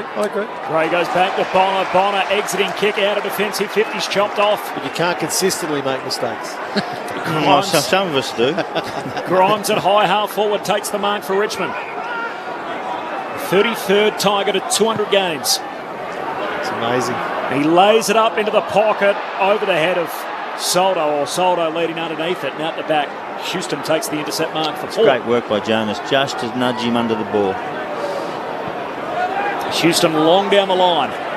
There's Grimes again with Power Pepper, the 2 number 2s, and Grimes knocks it out of play. A boundary throwing between wing and half forward for the Tigers. With Dylan Grimes, such a rich history for the Richmond Football Club, and only the 33rd player to get to 200. It's so hard, this game of football. All-Australian in 2019, Jack Dyer medalist in 2021. His milestone match tonight. Nankervis knocks it down to the front, but straight to Boca. Port Adelaide kicks towards Grimes underneath. Dixon was charging out. He put a mitt up there and fisted it out of play for a boundary throw in. Not sure if he heard Charlie coming, but plenty would have. He was able to stand his ground and spoil it out of play. And when I say hard, I mean longevity. Yeah. Longevity in football is so difficult. Just season after season to back up. Richmond by 15 points. And the boundary throw in half forward for Port. Finlayson sockers it inside 50. Great pick up, Pow Pepper. Hand pass to Boak. He's got to get past Grimes. Shakes the tackle. Hand pass to Rosie under the pump. Turns it over. Hand pass picked off by Jaden Short. Just bangs it hurriedly out of defensive 50. Good contest there. Martin and Burton going at it. No mark. Spills down in front of the pair and a pack forms at their feet. Will they ball up as Graham gets up on the bottom of all of that. 60 metres out from Port Adelaide's goal at the city end. Richmond by 15 late in the second. Finlayson tried to set himself, but Big Nank just steamed into him, knocked the ball down, and now it's Burn Jones' problem. He knocks it to True, to Boat, a chance to kick inside 50 late. Marshall one-on-one, went up with one hand, couldn't take the mark. It gets to the back to Dixon. He's tackled by Tarrant, and Floston comes charging in. He's going to earn every touch tonight, Charlie. He's had 3. In his second game back. As long as he competes. I want that. Yeah. That's exactly what you've got to do. I agree with you. And bowl a couple of people over with his size. And he's had a month off or so it's a difficult time to come straight back in. Nankervis palms it down in front of Baker and Amon, and the ball spits out of play. A throw in. 35 out from the Power goal. So I'm more proud of what Power have done. They've turned this around a bit. They've kicked 2 goals to 1 and started to win this area. So all of a sudden, they're not that bad. It's just the little things that make a difference. From the throw in, Nankervis reaching over the top, but down to Drew. Hand pass to Butters. Shoots a high ball to the top of the goal square. And Marshall over the back trying to take the mark. He spills it through for a minor score. Richmond by 14 points now. Tigers 6-4. Port Adelaide moved to 4-2. Late going second term. Power with the last 2 in the game. Boston runs back into play. Thought about trying to run around Marshall. Not a great hand pass to Tarrant, but then Charlie Dixon got him high. And Robbie Tarrant quickly flicks the hand pass to Vloss, and the ball's clear as it's marked at left half back by Dan Rioli. He's got a sore neck. He's been one of the surprise packages, Dan Rioli, to half back. Career best numbers, just under 20 disposals per game. Surely Soldo was shoved out of it by Jonas. No whistle as Burn Jones gathers. Hand pass to Farrell. Arches the back. Got around Ralph Smith. Hand pass to the back to Houston. Good second effort from Ralph Smith, but he switches it back inside 50, and Finlayson has it. Takes a bounce. Trying to run away from Bolter. Brave ambition. He chips it over the top and finds Amon. He has it centre wing on the members' side. Richmond by 14 points. Is that out of the rules, pushing the back, is it? Amon's got nothing up ahead, so retreats all the way back to Finlayson. Left half back for Port Adelaide. That is a shocker. Trying to go inside defensive 50. Kicks it all the way along the ground to Leah. Found his man. Last line of defence got to it. Goes short to Jonas. They got 36 seconds to navigate. Jonas doesn't quite get it to his intended target, Houston. Got there on the hop. Hand pass to Burton. Cuts down the middle of the ground. And Marshall takes the mark. Off his knees, gives it back to Burton. Up over halfway, kicks deep to Dixon. One-on-one with Tarrant, and Dixon beats him. Takes the mark 20 metres out, 45-degree angle, and he'll probably kick after the horn to end the first half. And again, good things happen when you come back through the middle of the ground. You just got to have the courage to do it. Is this his first kick? It would this quarter, it is. In the game. He's in the game. Only had 4 handballs. Handballs so far. Oh, yeah, first kick. So Richmond threatened to break this game wide open, and yet Port Adelaide are within single digits at half-time. Dixon pops it through after the bell, and the Power have kicked the last 3 in the game after falling behind by 26 points. It's Richmond by 8 at the half. The Tigers 6-4-40. Port Adelaide 5-2-32 as we hit half-time Thursday night footy at the MCG. A late flurry from Port Adelaide keeps them well and truly in the game. The goal kickers, Clenchy, 3 for Todd Marshall, 1 for Amon and Dixon. Meanwhile, for Richmond, 2 for Judson Clark. They both came in the opening quarter, and then singles for Martin, Rioli, McIntosh and Graham. The Tigers led by 19 points at quarter time after Port Adelaide kicked the first 2 goals of the match. Richmond kicked the next 6 of the match before Port Adelaide finished the half with the last 3 goals of the term. A 3-goal second term for Port Adelaide to the 1-2 for the Tigers. Half-time at the MCG. Richmond by 8 points. The thoughts of Adam Romanascus and Mark McClure. Well, it's been an interesting half. I mean, we saw the Port Adelaide take off early and kick a couple, but then dominated on top of by Richmond kicking 5 or 6 in a row in an area where they took control of the game. But actually, you know what? I love what that Port did then. They started to move the ball. They started to take some risks. They started to go through the middle of the ground. They changed their style slightly and moved it forward. And then we see, a couple of goals get kicked by them, or 2 or 3 goals for the quarter. 2 by Marshall and 1 by Charlie Dixon on the bell. That's his first kick for the game. But gee whiz, we've been waiting for Charlie for some time, and he had to take one sooner or later. And they've got themselves back in the game. Now they're down to a 8-point difference. But at quarter time, they were down by 20. Down by 19, but it got out to 26. Yeah, 26, that's right. In the second quarter. Yeah, and all of a sudden they're down to 8. So that's a really good effort. They changed their style. Their tackle count was up. They had a massive tackle count, 27 to 27, is it? 27-14 or 21-28. Yeah, 21-28. So all those sorts of things, and then their clearance area was better in that sort of area. So the clearances were 27-14. So that's what we're seeing with Port. They're clearing the ball out of the middle of the ground, round the ground, and they've picked up a lot of stuff. Their ball movement was ordinary for a while, but now it's picked up because they've got some confidence back in the game. They've chipped it around, moved it well. I think we've got a really good game here coming up, but Tigers lost their way that quarter, didn't they, Rama? Oh, well, I think the big change for Port Adelaide is the ball coming back through the centre. So it was Farrell first, then Finlayson, then that last goal with Charlie Dixon. That's Ryan Burton coming off half back. So Burton takes the mark just on the top of his defensive 50. And rather than looking wide, he looks up the middle of the ground to Todd Marshall. Todd Marshall's then good enough to get the handball back to him. And that's how they go inside 50 and score. But the big change in the game, where Port Adelaide were able to kick the last 3 goals of that quarter, possession in that quarter, 66 to Richmond, 125 to Port Adelaide. That's massive. That's 59 more possessions in the quarter to Port Adelaide. Now, yep, Sellers is right. A bit of that's been around the boundary, but that's still a big number. And then clearances for the half, 14 to 27. And Port Adelaide are doing that without a recognised ruckman. Well, you don't really need one. Well, yeah. Well, obviously you don't. Yeah, well, clearly now, like Richmond have got an 8-point lead, but if the game continues to flow like it was late in that quarter, Port Adelaide will run away with it. Because Richmond, in the end, they weren't applying the pressure. And we said that about Port Adelaide in the first quarter. So that's where the scary part is, because what happens is Burton's getting involved, Houston's getting involved, Boak's getting involved, Amon's getting involved, all their users. They're not their hard in and under players like, we're talking Wines and Willem Drew and Powell Pepper. Rosie and Your ball users are at the top of your stat sheet. When your ball users are at the top of the stat sheet, that shows a lack of pressure that the opposition is applying. See, Burton's on Dusty. He's had 13. Or He's 19. 19. Yeah. So that's a big... Dusty has been Dusty's okay. at 7. 7, that's right. So he's done a good job there and cutting him back. And he was a really good contest here in front. Push, shove.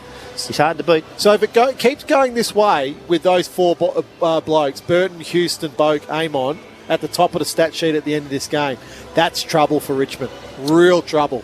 We saw Richmond take a lot of intercept marks by having that loose in defence. It felt like as the half played out, Port Adelaide found a way to sort of counter that. Well, they reset it. Moving the ball laterally, finding the loose, and then making Richmond pay against it. If you're coming in at half-time, which coach would be more happy with the way the game's being played? Would Damien Harwood go we're in front, or would Ken feel like we've arrested the momentum? Ken will try and strike, Yeah, I think Ken will now, and that's through ball movement. Their balance is better now. I think because you're letting Wines and Willem Drew and, a little bit of Powell Pepper do the work inside the contest. 27 clearances that half. But then it's the ball that's coming on the outside. So I think Damien Harwood will be really concerned with the uncontested possession. So uncontested possession for the half is 87 to 143. Massive. So it's a big number of free ball that Port Adelaide was starting to generate late in that second quarter.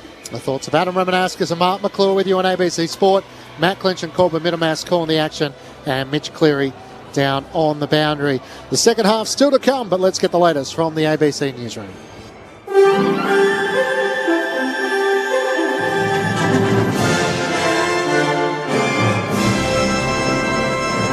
ABC News, I'm Clive Hunton. The federal government says it has a plan to avoid future energy market crunches, but it'll still be some time before Australians get relief from the current price spike. Political reporter Dana Morse has more. After a meeting between the state and federal energy ministers, the government will give the energy market operator the power to stockpile gas for future shortages, and a draft on a capacity mechanism has been requested. The mechanism would require energy retailers to pay power providers to maintain extra capacity. The gas trigger will also be reviewed, with Resources Minister Madeleine King seeking urgent advice on rewriting the rules on how it can be used. Currently, the trigger allows the federal government to requisition gas destined for export to use in the domestic market, but it takes 6 months to come into effect. The Commonwealth Bank has downgraded its economic growth forecasts amid surging inflation and interest rate hikes.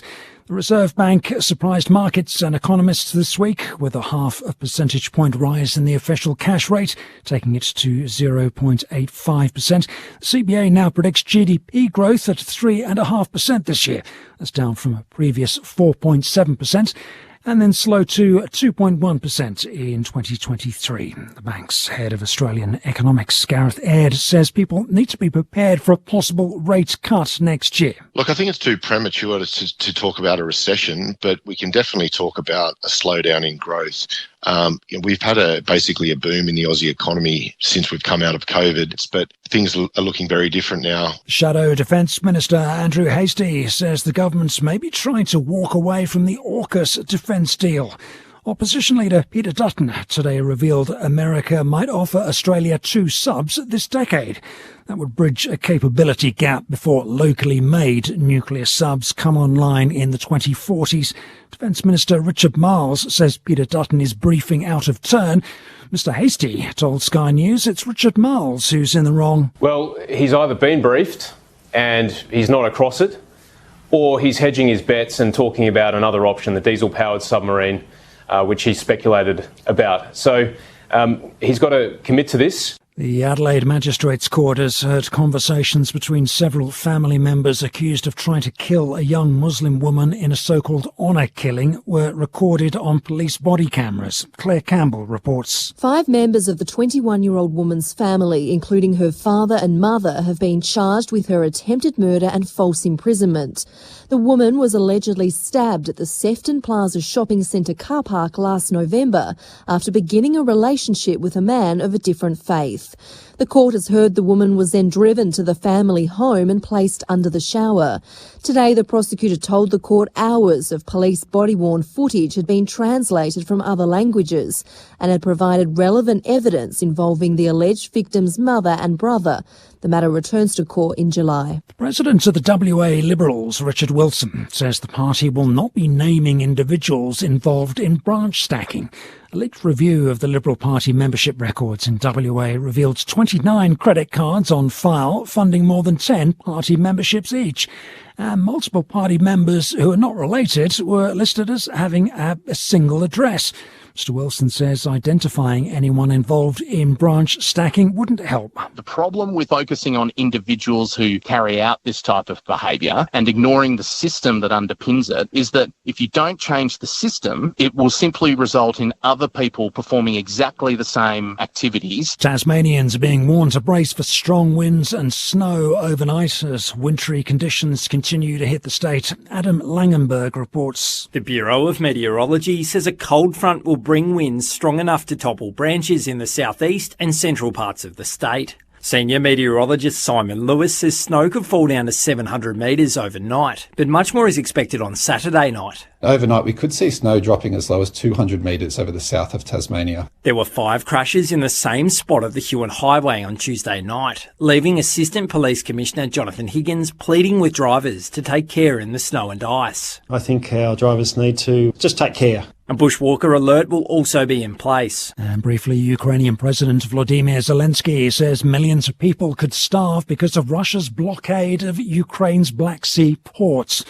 In a televised statement, he says the world is on the brink of a terrible food crisis. And that's the latest from ABC News. Ever heard of Helpers High? The satisfaction, literally, I cannot define in words. By volunteering our time, we feed our own positive mood and boost our overall physical and mental health. To celebrate the ABC's 90th year of connecting communities, we're asking you to take the 90 for 90 pledge. Just 90 minutes of your time to help a cause that you care about. One person can make a difference. For more information, go to our website, ABC Gives. The 2022 AFL Premiership season. Grandstand AFL. On ABC Radio and ABC Sport Digital. Mark is going to get the free. With a man on the mark standing 48 metres out. He's on a 45-degree angle. And he's immediately going to play on. He loads up and kicks it to the top of the goal square. They come from all directions. McIntosh. Strong contested mark. Kicked the last 5 goals of the first term. More of the same to start the second. McIntosh hooks it through. Burn-Jones on, outer edge of the centre square, can't complete the mark, now under the pump. Hand pass to Drew, sweeping hand pass to half forward for Boak out wide. Chips it to Marshall. And he leads up into that channel at right half forward and takes the mark 30 from home. Marshall for 2 in a row. Starts it right, swings it back, swings it through. Burton cuts down the middle of the ground. Marshall takes the mark, off his knees, gives it back to Burton. Up over halfway, kicks deep to Dixon. One-on-one with Tarrant, and Dixon beats him. So Richmond threatened to break this game wide open, and yet Port Adelaide are within single digits at half-time. Dixon pops it through after the bell. This is the 2022 AFL Premiership season. On ABC Radio and ABC Sport Digital. Half-time at the MCG, the Tigers leading by 8 points. 6-4-40 to Port Adelaide, 5-2-32. But the Power, having kicked the last 3 goals of the half, will feel energised as they head into the break. Todd Marshall with 3 goals. Meanwhile, for the Tigers, it's Judson Clark, the debutant, picked 30 in 2021, who's kicked a couple in the first quarter for the Tigers. Matt Glitch alongside Corbin Middlemass called the action. Adam Romanascus and Mark McClure, your experts, and Mitch Cleary down on the boundary. Of course, the second weekend of the bye weekend, so weekends off for Adelaide, Geelong, the Gold Coast Suns, Sydney, West Coast and the Western Bulldogs, meaning we only have 6 games across the weekend. So Friday night footy tomorrow night sees the Bombers taking on the Blues. Redmond comes in alongside Guelphy and Stringer, returns for the Bombers with Harry Mackay back in alongside Matt Kennedy and Jack Martin. So no doubt the Bombers celebrations will be hoping that the night can finish on a high. Fremantle and Hawthorn on Saturday. Swakowski, Fife and Walters comes back in. So great to see Nat Fife in for his first game of the season. The Hawks welcome back Frost, Scrimshaw and Callow. Mitch Lewis unfortunately out for the Hawks there, and Jarman Impey as well. The Brisbane Lions welcome back Joe Danaher and Mitch Robinson for their match against the Saints. That's from the Gabba on Saturday night. The Saints have got all sorts of luxuries now with Higgins and Butler coming in, with Wanganeen, Milrow missing out, Sharman and Burns have both been omitted. North Melbourne and GWS on Sunday, probably one for the purists. Aaron Hall comes in alongside Stevenson, Archer and Lazaro. Of course, these are the squads for the moment with Ben Mackay out. GWS get Adam Kennedy, Whitfield, Haynes, Bruce and Stein in for Bobby Hill, who's unfortunately out, and lots been sort of spoken about, unfortunately, his cancer diagnosis with Brandon missing as well. And the Queen's birthday match between Collingwood and Melbourne on Monday. Jamie Elliott is in alongside McRae and Rusco, and McGuinness is out. Melbourne have Hibbert, Baker, Wiedemann, Chandler and Turner named as part of their extended squad, with Hunt and Bedford out. Some big stories among all that. I mean, not just Fife coming back, Harry Mackay obviously returning for Carlton tomorrow night, Fife on Saturday for the Dockers. But you mentioned Archer. So Jackson Archer, a potential debutant for North Melbourne on Sunday. Of course, the son of the shin-boner of the century and Glenn Archer, if he's able to play for North Melbourne against the Giants. He travelled last week to Darwin, I think, as an emergency. So have been around the team in the last couple of weeks. And the other one is, you mentioned Joe Danaher back for Brisbane. So given the fact that Gardner isn't among the outs, they don't have a player on their injury list at the moment. So they've got McStay back, Hipwood back, and now Danaher back. The big three to play up front together for the first time. They are completely healthy across the board, and are obviously on a 2-game losing skid as well, heading into that huge game with St Kilda on Saturday night. Can't wait for that. And of course, State of Origin last night, so it means there are reduced games in the NRL, so it doesn't kick off until tomorrow night with North Queensland taking on St George. If you want to get in touch with us, 0437 774 774. Fran from Melbourne has said this game wasn't advertised by anyone, so happy to be supporting Port, but go the Pies on Monday. Thanks, Fran. Always good to hear from you. And a few comments about Richmond conceding goals late, Rammer. So the Tigers giving up one just before half-time with Charlie Dixon able to capitalise after the horn. No doubt that would infuriate Damien Hardwick as they head into the break. Oh, yeah, it will, because of, again, it's the ease of that with the way the ball was able to move through the middle of the ground late in that quarter. So I think that's what will be concerning for Damien Hardwick. Now, yeah, there's two parts that Damien Hardwick needs to work on. There's the contest around stoppage and then the uncontested possession, which Port Adelaide are comfortably dominating. So although leading on the scoreboard, like I said just before the break, more headaches for Damien Hardwick than I think Ken Hinkley going into half time. And Adrian from Hampton East Sellers says the Tigers Army are waiting till next Thursday. They'll come and watch them against the Blues. Seriously? Well, they think they can win, do they? Well, maybe. If they can win tonight, all of a sudden they're on a roll. Who's the bloke what's the horse at the Stradbroke? And read out what he said.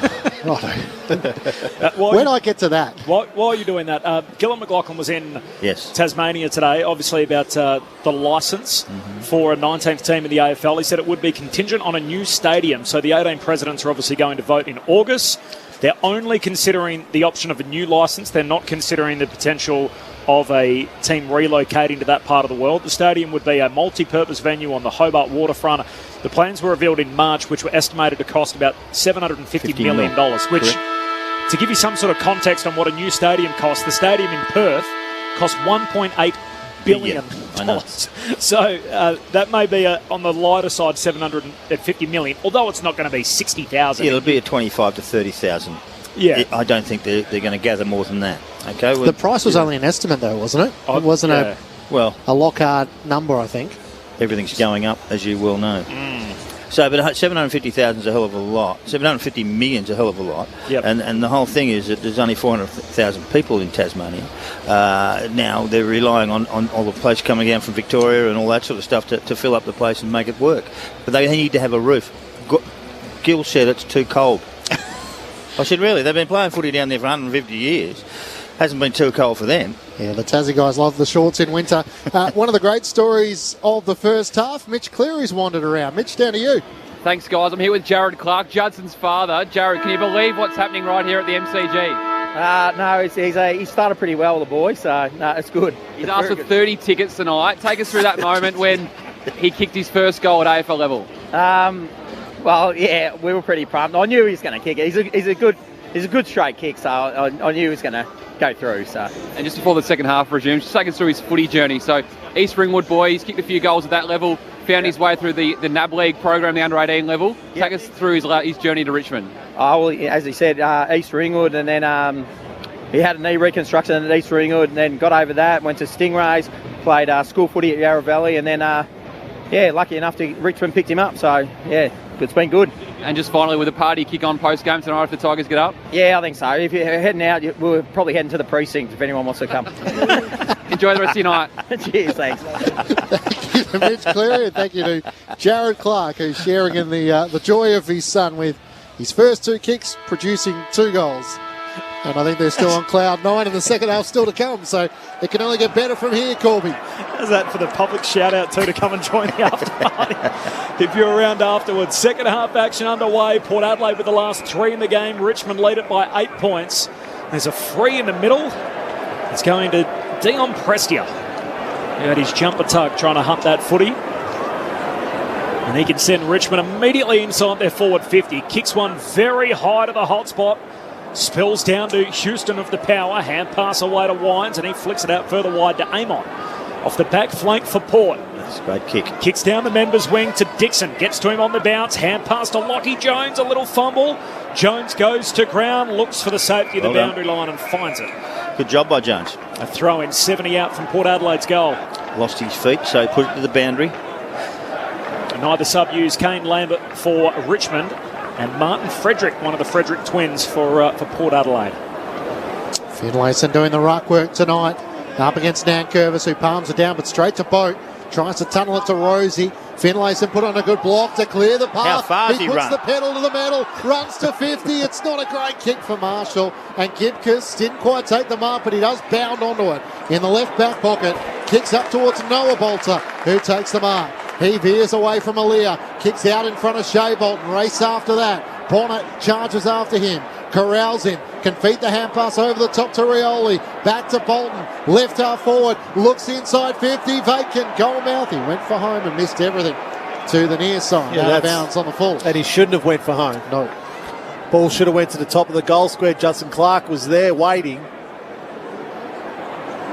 It was a good build-up, but just a really poor finish. Tigers by 8. Cleary brings it back into play, finds Burton along the boundary line, who's been excellent, kicks down the wing. Marshall the target, spills to Demont. Hand pass over his shoulder. Gibcus picks it off for Richmond. Gives it to Nankervis. Tigers back the other way across half forward to Cochin to Prestia, and he hits up Rewalt, who takes the mark at centre half forward for the Tigers. And I think that's what Jack needs to be. Rather than trying to fly in packs, particularly if you've got sore hand and like what he's got. Be the hit up. Let Noah Bolter fly in the pack for those marks. You're dead right. He's the only one who's coming forward. He didn't kick one in the first half. He wore a glove coming back from an infection in his finger. He's ditched the glove. He's having a set shot to start the second half. And there's the response he wanted. The glove goes and he finds a goal. His first of the night. Richmond back out by 14 points. The Tigers 7-4-46, Port Adelaide 5-2-32. 3 minutes played, third term. Adam, that was a really good call. I mean, he now is not. He's in his aging and his age as a footballer, and the easiest way to go is to go to the ball carrier and hit it up a nice little easy pass. He's a good kick from 50, 45 or 50, and that's his go from now on. And leave the heavy duty work to some others, the Lynch and Bolter and all those sorts of fellas who can really jump into packs. Soldo when they're down there. Absolutely, I think that's a really good point. And he should play higher. He's actually playing high as it is now. Just outside the square, and a good lead, lost his man, hit him on the chest, and he finished it off beautifully. He's got more pace than Cleary as well. Of course he has, yeah. Sixth individual goal scorer for the Tigers, of course missing Tom Lynch, their leading goal scorer with 31 for the season. Finlayson one down the tap for Port Adelaide, but shorts onto it, kicks towards half forward, slipping over was Clark, gets to the back where Martin tries to soccer it forward away from Jonas. Is that deliberate? It is. Of course it's Dusty deliberate. is penalised as he kicked it straight to the boundary line. And Cleary quickly takes it and chips it over the top to Carl Lamont. He didn't contest that issue, so no drama. Carl Lamont out of contract at season's end. Has been touted with a possible move back to Victoria. Kicks long around the wing. Dixon can't take the mark. Tarrant knocks it on. Cleverly worked. Short volleyed it straight into the path of Shea Bolton. Kicks towards Revolt. Can't take the mark. Jonas gathers, barrels a kick into the middle of the ground. Dixon competes against Broad. Brought it down towards Travis Boat. Tries to knock it onto Rosie. Slipping in the middle was Broad, who hand passes to Pickett. And he was tackled over the shoulder. And the Tigers will take it on the members' wing. First goal of the quarter in the second half to Jack Rewalt as Martin goes wide to his premiership teammate in Broad. 19 out there tonight for Richmond, premiership players, making up the 23 for the Tigers, including sub Kane Lambert. To Grimes, and Grimes goes to Vlosten, who marks alongside the centre circles. He's the closest to the power goal at the other end in his own front half. Kicks to the top of the goal square. Spills down into Bolton. He's lost it to Amon. Amon was tackled front on and tackled high. We'll get the free kick in the back pocket for Port Adelaide. Thursday night footy back for the first time since round 5. A modest crowd in at the MCG tonight. Be lucky to be around 30,000. As the kick from Amon out to halfback, and Dixon pulls it down one-handed. Kicked the Powers' last goal after the halftime siren. He's going to have to go short and wide to Houston. And marks against the boundary line, still at left half back. Next 5 weeks with Thursday night footy. As the mark is taken by Bonner. Looks at options around the members' wing. Veers out boundary side. Kicks towards Charlie Dixon. Bit of a shove on Grimes. Up, spoils it down. Wines keeps it in play. Hand pass to Pal Pepper. Under pressure, Rosie tries to work it back to Burton. Couldn't link up with Boak. It ricochets off Grimes, who desperately tries to lunge after the footy. Need to be careful he didn't make contact with Travis Boak below the knees, and the umpire will throw it in. There's better pressure for the Tigers there. Cochin, former captain, just leading by example. No surprise, Grimes throwing his body around. Thrown back in. Finlayson with a shove on Nankervis. Got rid of him. Pickett slides in down low. Knocks it out to Nankervis. Hand pass too sharp for Prestia. Although Short's kick is partially smothered. Tigers have numbers. Cochin gathers. Jams it on the left boot. Kicks towards centre half forward. Bolton and Tamont. Tamont swats it down a second time. Straight into the pass to Prestia. Hand pass to McIntosh. Bolton quickly gathers. Throws it on the boot. Clearly a hole. Bolton. Yeah, Noah Bolter was taken by Aaliyah. Just worried about the battle of strength. And the umpire spotted the tug to the back of the jumper. And there's a big man. Yeah, well, but there's the difference, Sellers. It is, correct. That was Jack in the first half a lot in those sort of contests. Now with Bolter, Aaliyah can't come off because it's his direct opponent. So then he holds and draws a free kick. 9 goals, 3 so far this season for Noah Bolter. Kicked 8 goals in his first 3 games. Has been in defence. Hasn't kicked one in the last 4. Bolter comes in. He's on the board here from directly in front, 35 metres out. The Tigers have the opening 2 goals of the second half to extend their lead back out to 20 points. 8-4-52 to Port Adelaide, 5-2-32. They got out to a game-high 26-point lead in the second quarter before Port Adelaide kicked the next 3. Adam Remenaskis and Mark McClure with you on ABC Sport. Well, they started this quarter really well, Sellers, the Tigers, 7 inside 50s to 1. So they're really dominating and just keeping the ball in their forward half. So forcing Port Adelaide into some sort of error. I mentioned those uncontested possessions in the first half. Port Adelaide simply dominating. This quarter, Richmond 15, Port Adelaide 12. So just a better start, I think, and a harder start to this quarter by the Tigers. Richmond by 20. They kick the first 2 goals of the second half. Back in the middle, no clean possession until Dusty gets hold of it. Hand pass to Cochin to Baker. He kicks straight through the legs of Farrell on the wing. Picked up by Ralph Smith of the Tigers. Hand pass to Pickett. Kicks it down to Rewalt. Just edges Cleary underneath the ball drop. And Rewalt in the box seat using all of his experience, and the Richmond vet takes the mark. 2 metres in from the boundary line, 45 out. It's that one with Kane Farrell, famous old coach of mine, says the ball gets behind you, you haven't got your body in line with it. So Kane just got to get his body in line with that ball so that ball doesn't slip out the back. That's the reason why Jack's having a shot at goal. The Stanley Cup finals on at the moment. That's the old 5-hole run between the legs. Yeah. So Rewalt, quiet first half, misses everything here. Gone in the bar. Put it out on the full near side. Spot. That's a bigger spot to go to, yeah. Mitch Cleary's on the boundary, Mitch. You spoke about Gillon McLaughlin at half-time. He was in Tasmania this morning. He told me his alarm went at 4 a.m. this morning, so 15 hours ago. He's now on the boundary with his family watching this game of footy tonight. Thanks, Mitch. Port Adelaide working out of defence. Boak stripped of it. Cochin, hand pass in more to Baker. Quick hand pass to Short. Stripped in the tackle by Finlayson. Great work from Butters. Got it to the advantage of Farrell. Kicks a hazard ball in the middle of the ground. Plenty of Tigers there. Tarrant will get back first. Motlop tries to pressure him. Hand pass missed Floston. They're still alive at half forward. Drew tries to knock it on. Gray knocks it on. Got it to Boak. Hand pass to Jones. To Burn Jones. Kicks inside 50. Powell Pepper in the mismatch. Tries to turn Tarrant around. No, he's still going. He's still got a Powell Pepper. The arcs around his body are bouncing more towards the goal mouth. Baker stripped by it in the good tackle from Robbie Gray. They work it back to Short. And the Tigers, well, they're not out of defence yet. It's a shocking kick. Skids its way to Demont. Hand pass to Wines, who loads up and bangs it through on his right boot. The Brownlow medalist makes Richmond pay for the turnover. And the Tigers lead cut to 14 again. 10 played third term. Tigers 8-4-52. Port Adelaide 6-2-38 On Grandstand AFL, Adam Ramanauskas and Mark McClure. Was that short who kicked that out? Was it? Well, that was a really poor kick from defence. He had plenty of time. He had enough time to be able to hit his foot. He was on his own, and he just missed the inside of his foot, and it just went straight out there. And then all of a sudden, onto Boak, and Boak finishes it off. Tremendous stuff. It's better pressure, better forward pressure there. Yeah, by Port Adelaide. It was chaos, wasn't it? Really, yeah, in it a was sense. Robbie Gray with the tackle on Liam Baker there that just forced the ball to spill out. Now, Short's a better kick than that, going outside of defensive 50. But Port Adelaide just the composure there to find the free person. Ollie Wines kicks the goal. Ollie Wines, fourth individual goal scorer for Port Adelaide with Marshall with 3.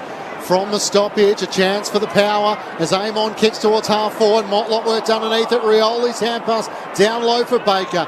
Knocks it on to Broad. Works it out to Soldo at left half back. Wider still, the support comes with run from Broad. Pulled his kick. It was touched off the boot, was it? No. Out of bounds on the full. And Port Adelaide will take it. So Broad just unable to dink the kick back over his body. And Carl Amon takes it. Goes short to Connor Rosie. Centre of the southern wing. Looks up towards half forward. Drives a long kick towards Charlie Dixon. Soldo sets himself in front. Spoiled down to the front. Over the shoulder and a Richmond free kick. Coming back to Ivan Soldo. He'll take it at left half back. Tigers by 14. Soldo dishes off the handball to Broad. Kicks back to Tarrant, top of the goal square. Richmond defending the goal at the punt right end. Gee, that's a long drop punt. It suited Dumont. In the end, he was forced to spoil. Down and into the path of McIntosh for Richmond. Kicks to the wing. Bolton there in a one-on-one with Houston. Bolton wins it as it hits the ground. Looks inboard for Richmond and hits up Graham, who takes the mark. Lays a hand pass to the run of McIntosh. Kicks to centre half forward. Sprawling effort. Ralph Smith can't complete the mark. Here's Drew off his knees. Hand pass went to Edwards. He's locked up by Lockie Jones. The ball up, 45 out. Centre half forward for the Tigers. 13 played, third term. Richmond by 14. 2 goals to 1 the Tigers' way in this third term. As it's tossed up, Soldo tries to knock it down to Ralph Smith. A hold and a Richmond free kick. No, Port Adelaide. Port Adelaide. So Connor Rosie held off the ball. And he'll take it inside the defensive 50. 13 minutes gone, third term. Tigers by 14 points. It's a hell of a kick. It's not a kick. It's out towards the southern wing. Lockie Jones came charging in, laid the bump on Tarrant. Out towards Pepper. Could have almost been held when not in possession. A chance for Dumont, who gets the hand pass out to Amon. Is able to break the tackle. Link back up with Dumont. Kicks towards the top of the 50. Pepper has it. Hard out to the right. They've got a couple of loose in defence, the Tigers, so they'll have to be careful here. Tries to dink it over the top. Carl Amon kept running. He marks a couple of steps in the boundary, inside the boundary, in the right forward pocket. This will be a tough kick for a left footer. Tough kick, but I don't think so. I think he's very good at it. Tigers get lazy in periods, Richmond, where they just allow that ball shouldn't have been able to go over the top to Amon. Gets a goal in the first quarter. Carl Amon comes in and misses to the right-hand side. As you heard Rammer there, hit it skinny. And the Tigers by 13 points. He's 3 goals, 10 for the year, Carl Amon. Richmond by 13 points now.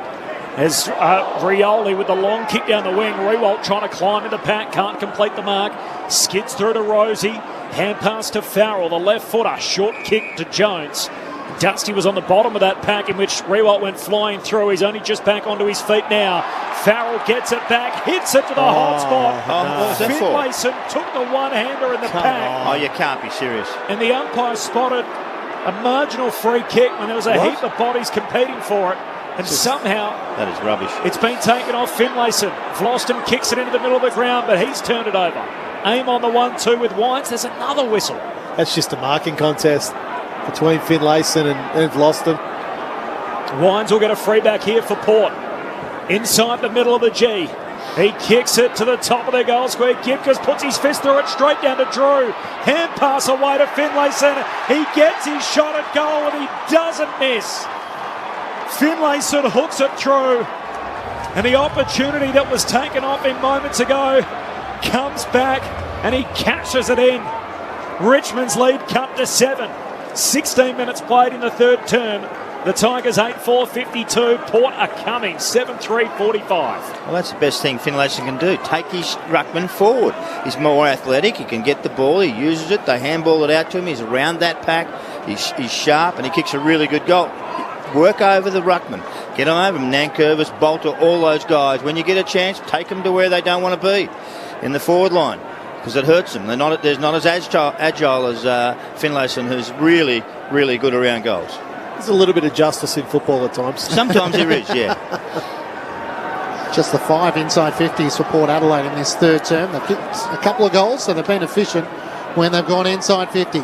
Dixon in the ruck, doing battle, but it's the Tigers who emerge with it. Shea Bolton with a kick to Cochin, right on 50. Out comes Ralph Smith. Just grabbed it as Farrell tried to go back with a fist. Back with the flight. But it was flying Hugo as he came charging out. He was able to hang on to the mark with the mullet flapping in the breeze. The Bailey Smith. There's a bit of Bailey Smith about it. He'd be happy if he could finish. Why Bailey Smith? Directly in front. I think it's a worse mullet than Bailey Smith, isn't it? Do you? No, I don't know. 45 metres out. 4 goals ones? straight so far this season. Hugo Ralph Smith to answer back for the Tigers. It's out to the left.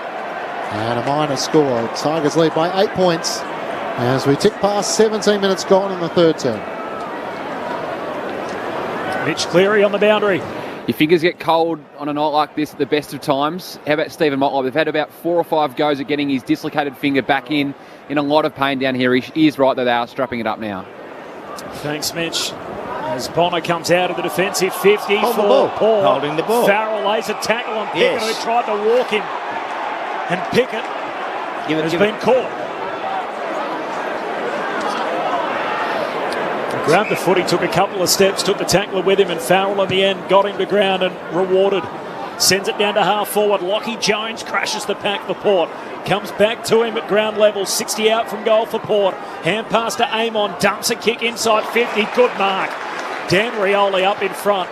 And an awkwardly spinning ball. And Rioli takes it and immediately switches to the opposite back flank. Finds McIntosh. Swings it up to the southern wing for Judson Clark.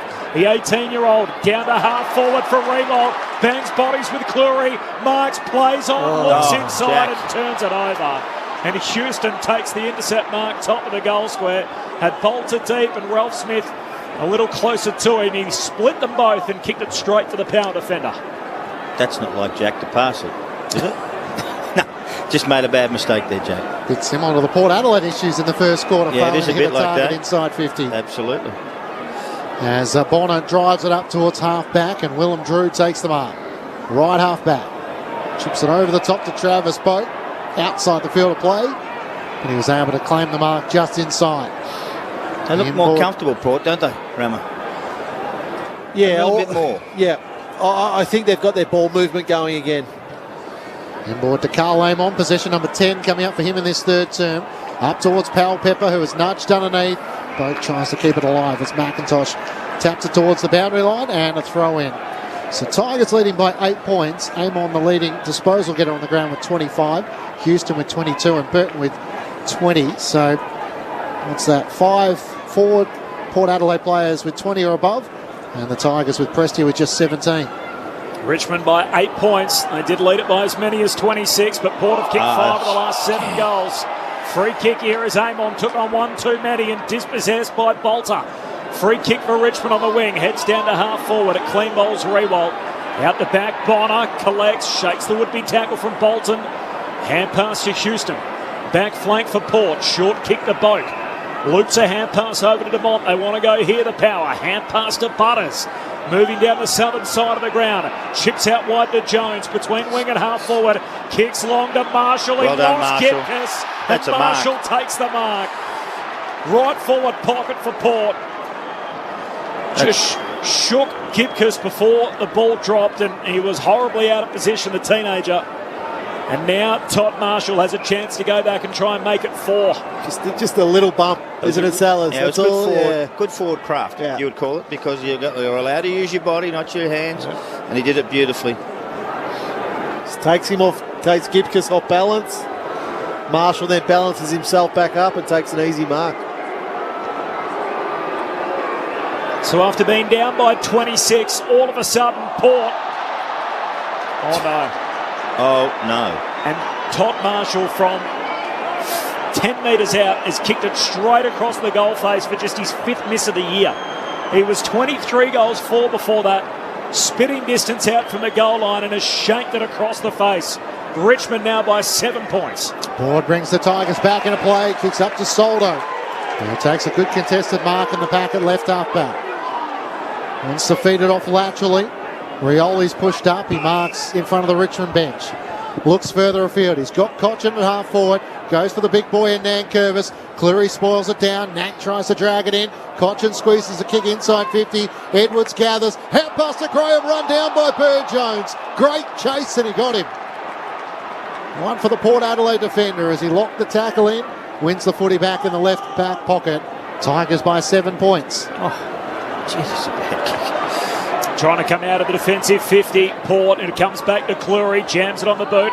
Motlop at the drop, no mark. There's Butters. Hand pass off his knees, away to Rosie at centre half back. Hurried kick out towards the southern wing. Lockie Jones out after it. He's got Pickett for company. Sockers it out in front of him. Jones still out after it. Powell Pepper in the other direction. Hangs it inside the boundary line. Keeps it alive for the Power. Down to half forward. Broad climbs on the shoulders of Wines. Got a fist onto it. Inside the forward 50 for Port. Gipkes picks it up. Tackled by Marshall. Lost it. Port still going. Wines hands it to Boak and he's helped out a play. It's off Boak's boot. Inadvertently, it's out on the full. And it'll be a Richmond free kick, and Vlosten will take it at half-back for the Tigers. Richmond by 7, late going in the third.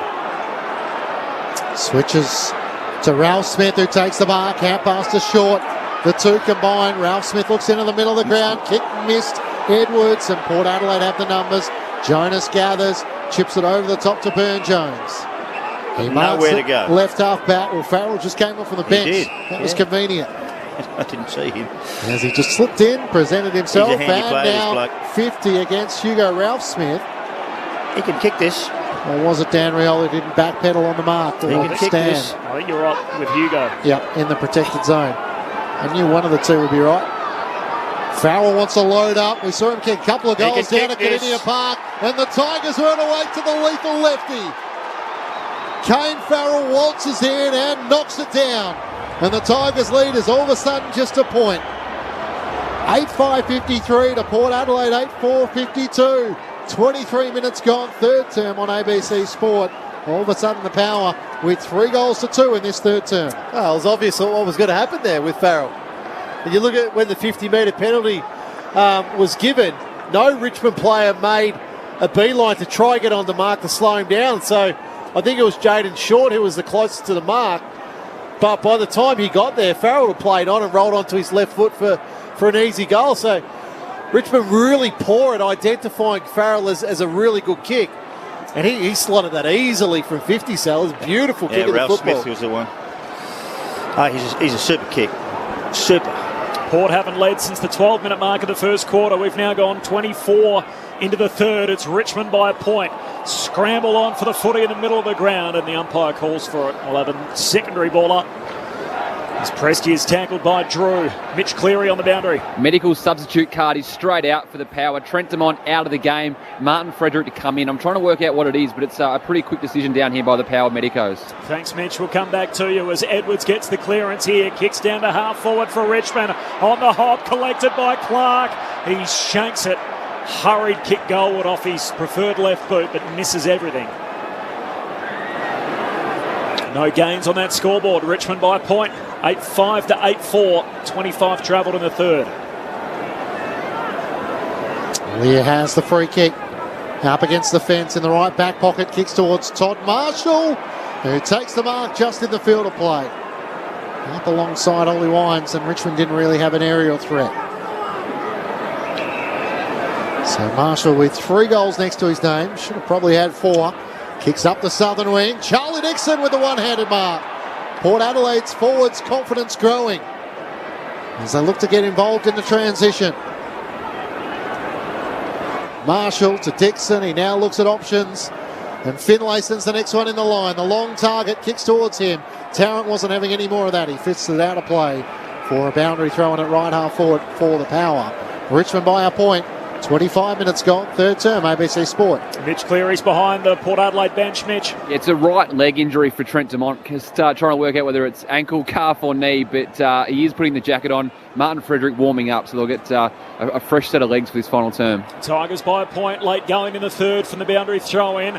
Prestia and Short tries to keep it alive, does so, gives it to Prestia, hand pass over his shoulder, Dixon bowled over, there's Farrell for Port, away to Houston to Burne-Jones, hand pass back in dispute, Dixon going to ground, keeping his feet, Prestia chucks it on the boot down the southern wing, Rewalt competes in the air, spills down to Clark of the Tigers, hand pass to Dusty, he gives it to Short, still on the southern wing, high up and under the half forward, Soldo flies for it, no mark. And it falls through to Jonas of Port Adelaide. Hand pass to Wines and now out to Butters. Just pulls his kick beautifully. Straight onto the chest of Willem Drew. On the southern wing, Richmond by a point. Time on third term. The longer the quarter goes on, the better Port Adelaide look. As Drew looks to send it towards a 2-on-2. Finlayson and Dixon both there. Dixon couldn't take the mark. Finlayson dribbles a kick inside the 50. Rosie socketed off the ground. It ricocheted into the chest of Gray. Grimes tried to throw a boot at it. Couldn't clear the congestion. Prestia just bangs it up the middle of the ground. Race after that. As leading the foot race is Borna. He went to ground and now Graham over the top. Umpire gives him the benefit of the doubt. And there's no more relief man in the MCG than Riley Bono, who happily hands the footy back to the umpire. Richmond by a point. Port have kicked 6 of the last 8 in the game after trailing by 26. It's currently Richmond by 1. From the stoppage, Preskia's hand pass picked off. Drew kicks down to half forward for Port. Bodies fall down at the back with Gray and Grimes in a tangle, but Tarrant takes the intercept mark for Richmond. He goes back to Gibcus. Gibcus, not a great kick. It bounces favourably though for Baker. Richmond retain possession. Kicks down the southern wing to Judson Clark. The debutant long kick to half forward. Gee, Soldo was caught wrong-footed. He leapt a little too early. It was on the wrong foot on the way down. And Port work it out of the defensive arc. A lead to Cleary. His kick wanted Burton. No. Richmond still on it through Clark. He just taps it away to Cochin. Still a chance for Cochin. He overran the footy. Dusty gets involved. A fend off and then he's tackled. And there's a little bit as Zach Butters is helps back onto his feet. Can we clarify this? Did he forget what his leaping foot was? It's almost like he thought, am I meant to take off with my left foot or my right foot? His wrong foot? He went to jump, he just didn't get off the ground. I thought it was like the, Tim Membry's jumping where he jumps off 2 feet. I thought it was something like that. Well, it's not easy up there, you know. A bit of altitude up high. I was going to say, there's a lot of space from the ground to his head. I know. That was funny. Actually, it was a good quarter. Richmond by a point at three-quarter time. 8-5-53 to Port Adelaide, 8-4-52. 3 goals to the Power in that term. 3-2 to the Tigers, 2-1. Mitch Cleary on the boundary. Just confirmation of that Port Adelaide sub. Martin Frederick will start the final term. Trent Dumont out of the game with a right calf or Achilles injury. He did miss a lot of footy in his final year at North Melbourne with a calf concern, so fingers crossed for him it's not too serious, but Trent Dumont out of this game tonight. Thanks, Mitch. For the Tigers, 2 goals to Judson Clark on debut. They both came in the first quarter. Individuals to Martin Rewalt, Rioli, Bolter, McIntosh and Graham. Meanwhile for Port Adelaide, 3 goals to Todd Marshall. Individuals to Finlayson, Eamon, Wines, Dixon and Farrell. 3-quarter time at the MCG. A chance for the Tigers to jump inside the AFL's top 8 with victory. For Port Adelaide, a chance to stay just a game outside the top 8. It's all unfolding on Grandstand AFL on ABC Radio and ABC Sport Digital. For laughter, tears, and a look back through the years. How about this for our first date? Join Julia Zamiro for one final trip down memory lane. This is like where I grew up. With Ray Martin, Marsha Hines, and Stephen Page. I started choreographing my first work here. Plus the most emotional homecoming yet, her very own home delivery. I would have loved to walk through here with him. The final season of Julia Zamiro's Home Delivery. Wow. Starts Sunday, June 19 on ABC TV and ABC iView. The 2022 AFL Premiership season. Grandstand AFL on ABC Radio and ABC Sport Digital. Gipkers picks it off for Richmond. Gives it to Nankervis. Tigers back the other way across half forward to Cochin to Prestia, and he hits up Rewalt, who takes the mark at centre half forward for the Tigers. He's ditched the glove. He's having a set shot to start the second half, and there's the response he wanted. The glove goes and he finds a goal. Prestia, hand pass to McIntosh. Bolton quickly gathers, throws it on the boot. Clearly a hole. Yeah, Noah Bolter was taken by Aaliyah. Bolter comes in, he's on the board here. It's a shocking kick, skids its way to Demont. Hand pass to Wines, who loads up and bangs it through on his right boot. The Brownlow medalist makes Richmond pay for the turnover.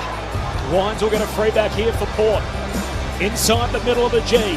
He kicks it to the top of the goal square. Gipkers puts his fist through it straight down to Drew. Hand pass away to Finlayson. He gets his shot at goal and he doesn't miss.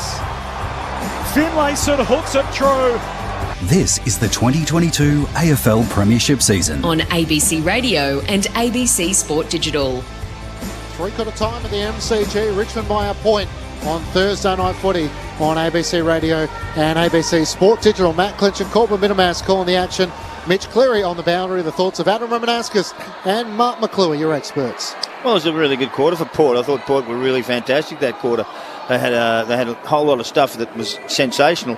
17 to Richmond inside 50s, 2-11, and they outscored them. That was the most amazing part of it. And their defence, when you have a look at their defences, Aaliyah and Houston and Jonas and Cleary and Burton, Burn-Jones, those sort of guys repelled and repelled and repelled. Just kept it out of that way. Kept moving the ball and shaping it differently through the middle of the ground, sometimes around the outside. And they gave their forwards a half a chance. And all of a sudden they got some results in that area. For 2 goals difference, inside 50, 17 to 11, 16 tackles to 5 was their score there in that area with Port Adelaide. They continued to work harder and harder and harder, and the Tigers dropped off a bit. They weren't so flash. They were a bit rattled. They were a bit pushed and shoved. I really liked the way they did it, but I loved what happened with their midfield. They pushed it forward. They kept at it. They changed their ruckman sometimes. They put Charlie Dixon in the middle in the ruck, and then they throw the other ones back in there, and away they go. They change it around and move it around and try some different things. And I think that upsets people. Doesn't get them settled. That unsettles the opposition in some ways. It was a great quarter. It's going to be a great finish. 1 point the difference at three-quarter time. Well, I think the real concern for Richmond, they only laid 6 tackles in that quarter. That's right, 6. Port Adelaide laid 16. So not a lot from Port Adelaide, but barely any from the Tigers. So this is the thing. Richmond kicked those first 2 goals of the quarter within 7 minutes. Then the last 3 go to Port Adelaide. And I mentioned in that quarter, just seeing Port Adelaide had their running game back, up and going in. So Richmond just need to start to apply pressure. Richmond going inside their forward 50, I don't think's been great tonight. Their kicking efficiency that quarter was only 65%, whereas Port Adelaide were up at 77. So, finding targets inside 50 without Tom Lynch is proving a little bit of a problem. Rewalt's been on the end of 1 or 2, but then really Bolter hasn't been on the end of any. Soldo and Nankervis, when they've been down, they haven't been able to lead out and get. So easy ball inside Richmond's forward 50 has been a concern. I think for both teams to win this game in this last quarter, it comes down to ball use. Port Adelaide have dominated around clearance for the entire game, 30 to 23. But it seems when these teams and when they have enough courage to go back through the middle of the ground, they've been able to score. So, look, anyone's game, 1 point the margin. But if Richmond's had 46 inside 50s to 39 and haven't kicked a score. They miss Lynch, I reckon. Lynch is a big loss for him. Well, he is, because he drags another big defender out. Port's defence has been pretty good. Really good. Richmond have led at every break, but Port Adelaide have continued to surge late in the quarter. Into the final term we go. Richmond by a point. Nankervis wins down the tap. Miss Bolton. Finlayson sockers it inside 50. Charging out Dixon. Can't take it. Rioli's hand pass back to Broad. Little fumble. Powell Pepper lays the tackle. Spills out to Shea Bolton. Only 15 metres out from his defensive goal. He's tackled. Trying to drop it onto his boot. The umpire thinks he missed it. And Sam Powell Pepper will get the shot on goal directly in front. Well, he did miss it and he tried to charge through. He did indeed. Mm-hmm. A little bit of pressure on, huh? Yeah, it's great forward pressure by Port Adelaide. Scrappy kick going inside forward 50. Bit of chaos. Unpredictability makes defenders nervous.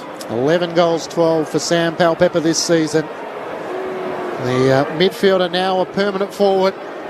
A chance to put Port Adelaide in front to start the final term. He does just that.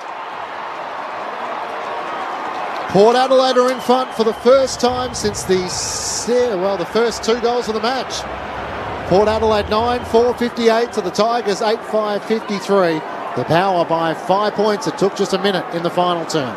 The concern for the Tigers there, when Bolton picked up the ball, because there's a fumble from Broad first, there's 5 Port Adelaide players around Bolton trying to lay that tackle. So he needs support, Bolton, in there.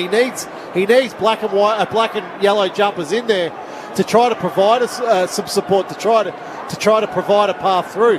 Great start, Port Adelaide. First goal puts the pressure right back on the Tigers. He's one of the only small forwards to kick a goal.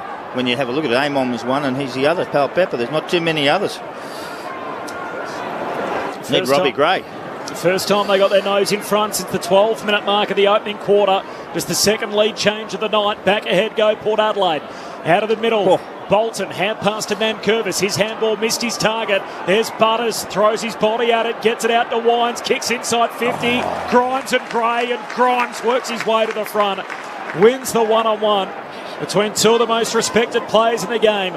Dumps it on the boot up to the wing for Richmond, and Short takes the mark. He rolls immediately, heads down to Rewalt, one-on-one with Cleary. Cleary gets a hand on it and then follows up with a handball out to Farrell, who's gang tackled, taken to ground on the members' wing. I don't mean to overstate it, but this could be a massive quarter in the context of the season. Two teams fighting for a spot in the 8. Port Adelaide, having trailed by 26, now lead by 5. Finlayson won it down. Boat couldn't get a disposal away. Graham slides in. The footy stuck underneath those two. As over the top, big Toby Nankervis made sure it wasn't coming out. Tossed in the air once more. Nankervis uses his body against Finlayson. Punches it down. Bacon was dragged down. He wasn't in possession. Tigers are taking a left half forward against Connor Rosie. Can they find a target inside 50? No. Sends it long towards Jack Rewalt. There's Gibcus, who's gone forward as well. Dusty front and centre, can't gather. Well shoved off it by Burton. Tapped towards the boundary line by Gibcus. He'll be happy to see it out of play. He's done a good job. Burton's done a really good job on 10 possessions and a goal only for Dusty in this game. We saw Josh Gibcus go forward, was it 3 weeks ago? So he has done it successfully before, but Damien Hardwick's pulling the levers in the final term. Kicked a goal against the Swans, his first in AFL footy. Port by 5 points from the boundary throw in. Nankervis wins the head out, and then the footy comes back to him. He's wrapped up by Bern Jones and a ball up. Bolter's gone back. Like Marshall was having his way with Gibcus. He's a good young defender, but just too good for him tonight, Marshall. Nate grabs it out of the ruck, kicks to the top of the goal square. Rewalt tries the one-hander, unsuccessful. Aaliyah jams it on the boot, kicks to centre half back, but straight to Vlosten. And he is within range, marking it centre half forward.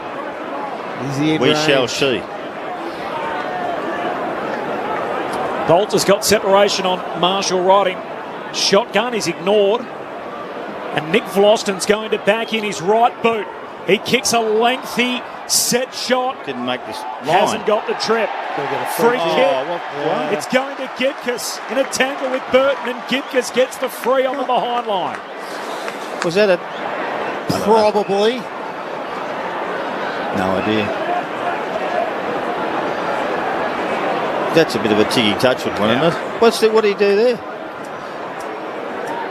A gift for Gibcus. Alongside the behind post. He bends it through and changes the story of the game again. Richmond back in front. 5 minutes into the final term, the Tigers 9-5-59, Port Adelaide 9-4-58. Josh Gibcus, the 19-year-old, with just the second goal in his 10-game career. Well, you love that from the young man because, like I said, Marshall's had the better of him tonight in this game. So then to go down early in the quarter and get a goal for your team, for your coach that has the trust in you to send you down, that shows great character. Because a lot of kids in their first year, they put their head down and it's all too hard for me tonight. But Gibcus, to his credit, he's on the scoreboard early in this quarter. So this will give him some level of confidence now that he can have an impact in this last quarter. Adam Ramanauskas with you on ABC Sport. Dixon into the ruck against Nant Gervis. Got it down to Boat. Squeezes the kick towards half forward. Awkward bounce for Butters. Broad just volleys it into the middle of the ground and almost works to Graham, who got it down to Bolton. Shea Bolton with a hand pass to Baker. He's free, gets to 50, steadies, drives it towards goal and puts it through. Gibcus and Aaliyah wrestling on the goal line. They're just going to check. There wasn't any deflection on the way through. But Liam Baker liked it off the boot. He had the arm raised. It feels like he might have given Richmond some breathing space. That's a goal. What do you think it's right? Score review. Oh, Gibcus close to the post as well, so he might have to just check I it. think it hit the post. Yeah. Kiss the padding on the way through. Yep. I saw Leah's hand close to the post, so I think that might have been the movement, but it is very close to the left goal post, and it did just brush it on the way through, so Baker is denied. Richmond's lead. It's no good is booing 2 technology, points. is there? Why would they boo technology? Tigers by a couple. Ryan Burton on the kick out to Big Dixon. And Charlie wraps his mitts around it. Makes it look like a tennis ball as he's got the footy at half back for Port. He's got no one on the mark. He can run 15 metres. He goes on a bit of a trot. And that's a hot horror. Shanks one off the side of the boot. Lands right on the boundary line and stays alive. Butters grabs it. He's helped over and a throw in. Perfect kick, Charlie. Not a bad result. Good touch finder for Port Adelaide. Between wing and half forward, we'll get a boundary throw in. Port Adelaide's attacking half off to the city end of this final term. Tigers by a couple of points. Port Adelaide have led in this final quarter already. Free kick. Charlie. Ruck infringement and Curvis over the shoulder of Dixon. Charlie Dixon to get it between wing and half forward. They haven't certainly been punished for not playing a ruckman tonight, Port Adelaide. No. Tigers not known as a great clearance side. Dixon to Boak out at right half forward. Long kick inside 50. Finlayson couldn't get a fly. But it's the question now late in the game. Who do you want in the ruck for this quarter? Do you want Dixon or Finlayson? Finlayson. Tarrant takes the mark, feeds the hand pass to Bolter, to Ralph Smith, out of defence with a hand pass to Broad, who sidestepped no one, and then kicks up the southern wing. Dusty the target, one-on-one with Jonas, got rid of Jonas and takes the mark on his chest, then turns boundary side, kicks a wobbly kick towards half forward. Rewalt tries to knock it down to the advantage of Graham. Hand pass to Baker, who slipped over, knocked it to Gibcus, back to Graham. Kick partially smothered by Wines, spills out towards Cleary. Rewalt tries to put the pressure on, but Jonas works it to Burn-Jones. Bumped as he got his kick away. Wines had it spoiled away by McIntosh. Spills out to Boat. Thought he was taken high. Ralph Smith's hand pass to Broad. The Tigers have the numbers. Ralph Smith to Bolter to Nant Gervis. Back to Ralph Smith under the pump. Hand pass to Prestia. It's a hot footy. Spun around by Marshall. This is good stuff. Got a hand pass away. Nowhere to go. By Butters. Runs into a dead end. Hand pass out to Farrell. And he kicks to the southern wing and reeling it in, Travis Boak. There's only one ahead of him. There's about 4 Tigers back. Robbie Gray's the man deepest. And Boak in the end just has to go with the contest kick to half forward. There's no one there. And Tarrant takes the intercept mark for the Tigers. So you take Charlie out and put him in the ruck. All of a sudden there's no one to kick to up forward. Tarrant back to Pickett. Pickett swings it out to the northern side and Vlosten marks at half back for Richmond. Tigers by 2 points. The lead is 2 points. The lead swung on the last 2 goals. He goes short, still at half back to Clark. Clark no mark, knocked away to Vlosten. He runs, carries and swings a hand pass out to Pickett. Draws Jones, Pickett goes to the barrel. It's not a great kick. Gibcus made it work though. Got it to Baker. Sidestep 2 Port Adelaide players who cannon into each other. Still down is Marshall. Shea Bolton with a hand pass back to Baker. Kicks towards a vacant goal. Oh, that's in the back. Martin got rid of Bonner. Runs into the open goal and puts it into the top tier. Dusty Martin with his second. And Richmond are back in front by 8 points.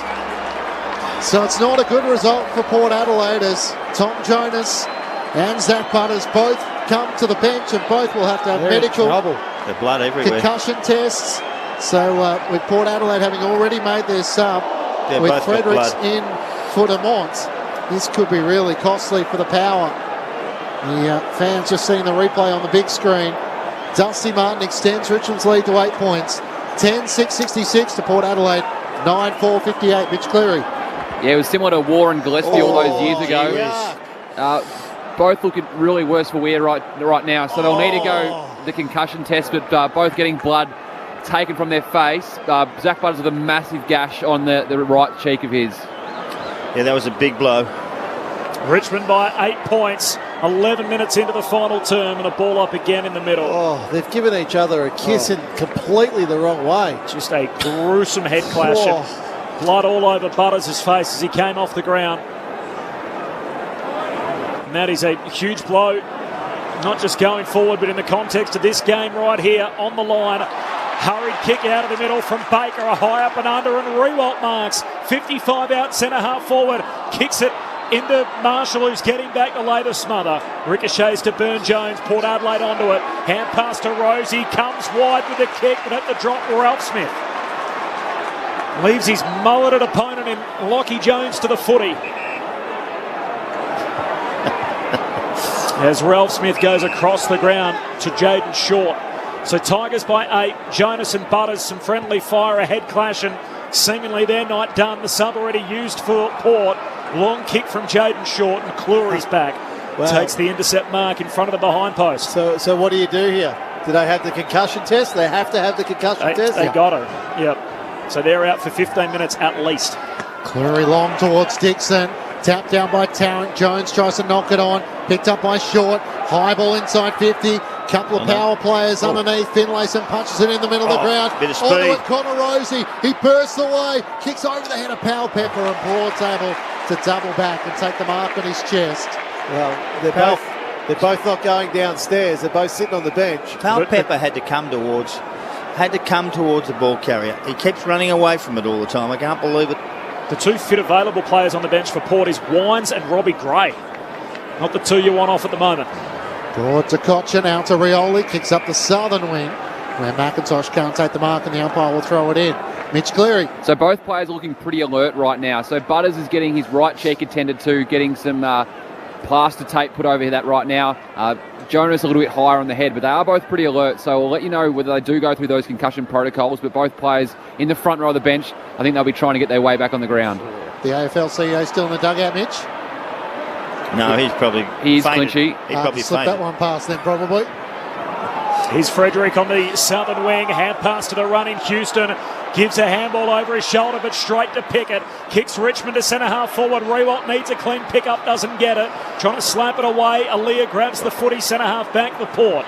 To Houston, away to Rosie. Kicks across the ground to Burn-Jones. What I'm interested, Mitch, if the medical team are checking the vision, which a lot usually do with the head clashes. So right now they're not looking at the vision, Rama, but the doc is on the phone upstairs, so I think the vision might be the next port of call, but they're just trying to get them cleaned up at the moment, just in terms of the tape on both players. Butters gone the Luke Ball, and Jonas has gone the Joel Selwood tape over the top of the head. Burn-Jones out to Rosie, kicks down the wing, it spills out the back to Farrell. Farrell a high kick deep, Marshall down there, Bolter can't mark for Richmond, spills to Powell Pepper, pack forms around him and a ball up.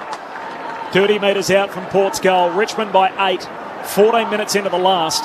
It's hard to think if that head clash didn't happen 5 minutes into the first quarter, they would be doing the head injury assessment. Soldo tapped it down, straight to Powell Pepper, who jags it towards goal and hits the very bottom of the right goal post. You can't go back on the ground with any blood showing, so that's the first thing you got to clean up.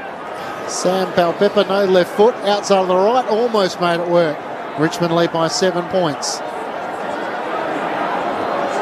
Mitch on the boundary. Jonas is on his feet. He looks like he wants to come back on. So the doctor talking to him, but there's no sign of any concussion, taking him downstairs or any of that.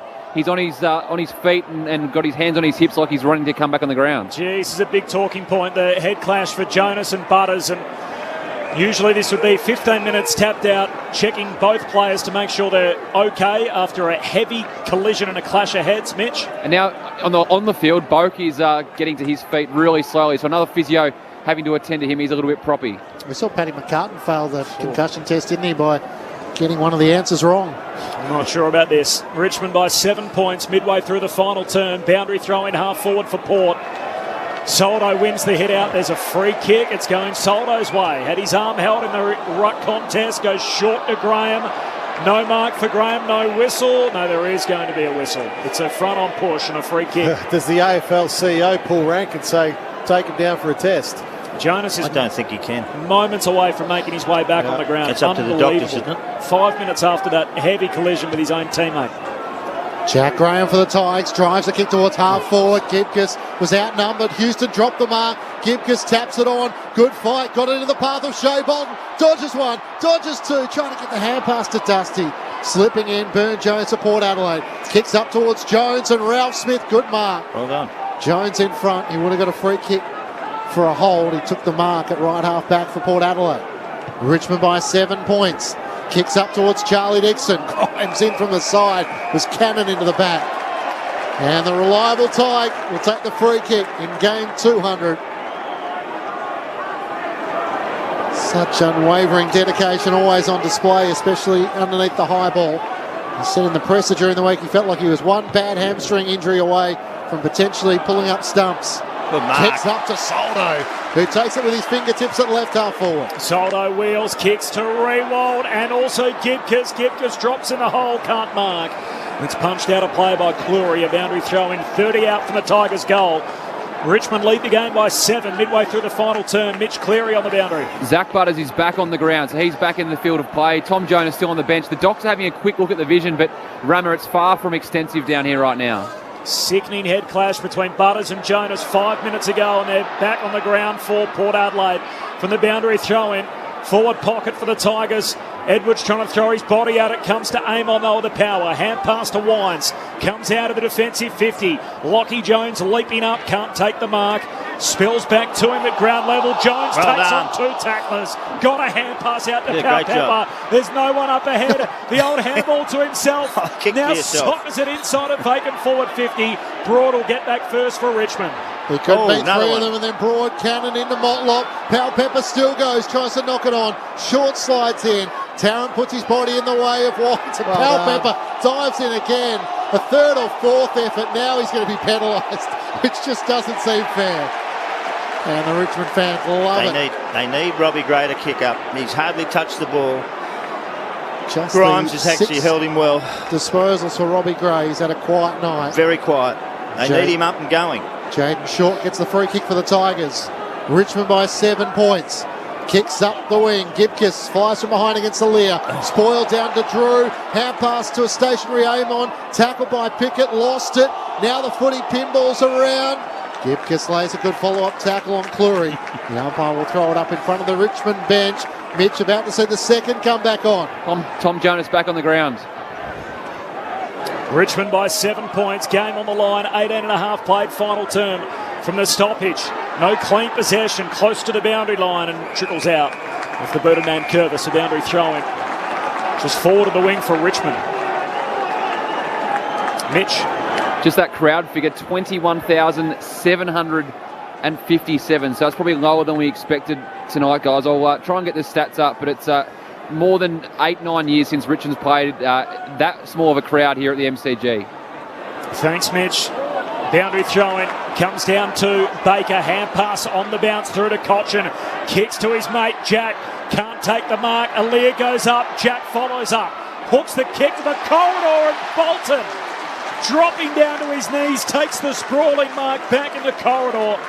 And Shea Bolton can shoot from 30 out directly in front. That was great, Jack. Very good stuff by Jack. Very well. Kicked it back into the middle, into the space, so Bolton can fall towards it. Terrific stuff.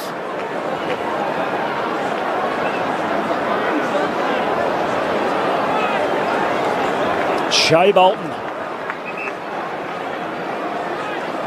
Goalless only once this year. He hasn't kicked one as yet tonight. Bolton skips in. Oh, my. Wow. Kicks a helicopter, one with the lot that floats through for a behind. That is a horrific finish. Richmond by 8 points. What was that tell us? Well, what do you reckon? Horror. How'd you like to be on the end trying to catch that? You break your fingers on it. Moving everywhere. Still time for Port Adelaide, but they need to use it a bit better than that as Riley Bonnet brings them back into play. Intercept mark taken by Tarrant against Rosie. Bangs And inside 50 again. Rewalk comes charging out, crash the pack. Shea Bolton onto it. Jags back onto the right, snaps and misses. He must have kicked a few points. Yep. Four points. Four Shea behinds tonight for Shea Bolton. 2 more and he's got a goal. Alongside his 17 disposals. 20 minutes gone, final term. Doesn't work like that. No. Tigers by 9. 6 points is a goal. The other thing we're always told as well, Rammer, is that there's a dock in the arc as to how that communication's going, as to whether they're sending a message to the ground as quickly as they can after that Jonas and Butters head clash. They're back on the ground. Burton goes long up the middle, but Richmond win it back. Tarrant on the wing, hand pass out to Pickett. Goes off his non-preferred left boot to half forward, and Burton takes the mark at half back. Richmond by 9, 21 played, final term. Good kick. Burton back on the 45 to Motlop. You might as well try some gutsy stuff because it's getting close to the end. Try and pick it through the middle. 5.5 minutes, the power I've got. A 2-score game. Motlop down to half forward. Putting his fist through at Nankervis, but straight down to Boak. Hand pass to Rosie. Tap-toeing his way through traffic. Settles on the run. What a star. Connor Rosie puts Port within a kick. Dancing his way through the traffic and then finishing on the run through an unguarded goal square. Game on again. 22 played, final term. Tigers by 3, 10-8 to 10-5. Well, they needed just a burst of energy, a burst of brilliance. You know, individual brilliance there by Connor Rosie. Just step two, just with their pure class to be able to finish the goal. You know, it looked like Richmond just under control. Bolton's been wasteful in front of goal in this last quarter. It's just opened the door again for the Power, but it's probably going to take individual brilliance from the Power to win this game. Can they pinch it? Yeah. They could. That was beautiful stuff, wasn't it? That's a goal. That's in the goal of the year stuff, isn't it? All of a sudden, it's a 3-point ball game once more. Back in the middle, Finlayson went early against Nankervis. Nankervis swats it clear, but only as far as Butters, with the tape wrapped around the nose, kicks inside 50. Boston flies in front of Powell Pepper and takes the mark. 40 metres out from his defensive goal at the city end. It's one-on-one everywhere. Chips it out, looking for Rioli. Competes with Motlop. Rioli at ground level. Good clean pickup. Hand pass to Bolter. Back to Boston. Put some pressure on, that's it. Yeah, well done. Now it's your problem. Bolter, little toe poke to Short. Hand pass on to Cottrell. Looking for Graham. Sliding in the middle. Butters through to the turn with the head bandaged. I think he knows he's alive. Mitch Cleary. So just that crowd again, 21,757. Outside of COVID, it's the lowest crowd Richmond's played in front of at the MCG since August 2010 when they played Adelaide. The restart, Baker tries to soccer it forward for Richmond. Burton sliding through it without it. Graham got it to Edwards, away to Nankervis to Presky, the handball chain down to half forward. Loops it to Cochin, gives it to Baker. Off the left boot, kicks for Rewalt. Cleary does well. Backpedaling, knocks it out of play. It looked every bit a Rewalt mark there. Cleary just pushed back as hard as he could into that contest to spoil. Yeah, defence is pretty damn good, isn't it? It's held up well tonight. Yeah. Richmond by 3. We've had 2 lead changes in the final quarter. 24 minutes elapsed in the last. Nankervis grabs it out of the ruck, tried to hand it to Baker. He's wrapped up by Rosie. Ball up. 40 out from the Richmond goal. Tigers have conceded goals late in quarters here. 24 minutes gone. Nankervis wins down the tap to Baker. Flying shot on goal. It bounces and bounces through. And there's no denying him this time. Put himself in the right place and was able to capitalise. Tigers back out by 9 points. So Port Adelaide have another shot left in them. 11-8-74 to the Power, 10-5-65. 25 minutes gone, final term on ABC Sport. Oh, he's up to 11 possessions now in this quarter. Sellers, Liam Baker. He's had 4 clearances. Kicked 1 goal, 1 had 5 inside 50s in this quarter for the Tigers. He kicked that goal, Baker, because he's the only midfielder on the move. He come through the stoppage at pace, was able then to take it 1 grab, and just a beautiful finish there. Now he's one of the smaller players on the ground, but he's got such a big heart. The way he goes about, he's courageous, he's tough, and he's skillful to finish that goal. And I think the ruck work did a bit with it too, just to put it to that space so you can hit someone coming through. Mitch Good Cleary stuff. Zach Butters has come from the ground again, not for a concussion test because he's got blood pouring out of his right cheek. They're going to try and redo that bandage, but it might be too late. Richmond by 9 points, 26 travelled final term. Nank wins the head out, follows up, squeezes a kick out, but straight to Eamon. Marks outer edge of the centre square, hooks his kick to centre half forward. Jones backpedaling the wrong way. Grimes attacks the footy, wins it in his 200th, hands it to McIntosh, kicks Richmond to the wing, that's a good kick. And Edwards takes the mark. Edwards on the northern wing turns it over. His kick goes straight to Amon. His kick not a good one either. Jaden Short knocks it down to Graham. Hand pass to Cochin. Gives it to Prestia. Through centre half forward. Turns it over as well. That's a comedy of errors. That passage of play. Aaliyah marks at centre half back for Port. Looks out to the Olympic stand side. Finds Cleary at right half back. Chips it short to Bonner. Got to go quick. Need to get one quick here, Port. 26 minutes gone, final term. They trail by 9 up towards Jones. Spoiled away by Grimes. Gets to the back. Finlay said, that's too slow. Hand pass away. He was too slow. Onto an Edwards for the Tigers. Pulls his kick. Bouncing ball to Baker. Clean take. Gave it to Dusty. Kicks up towards Rewald. Swats it down to Bolter. Bolton sliding, slipping, got through 2 tackles, hand pass to Rewald, to Baker to finish. He snaps on the left and bounces it through for a minor score. Couldn't replicate the previous shot this time. Well, they keep it in their forward half, and that's the key. Keep punching it in. By 10 points. It's a 2-kick game. Long straight down the middle goes Burton, and then Curvis in the box seat takes the intercept mark. Right in the middle of the G. Richmond by 10. 27 gone final term. Nankervis pumps it back inside. Aaliyah climbs, spills off his fingertips. Bolton runs into the open goal and missed.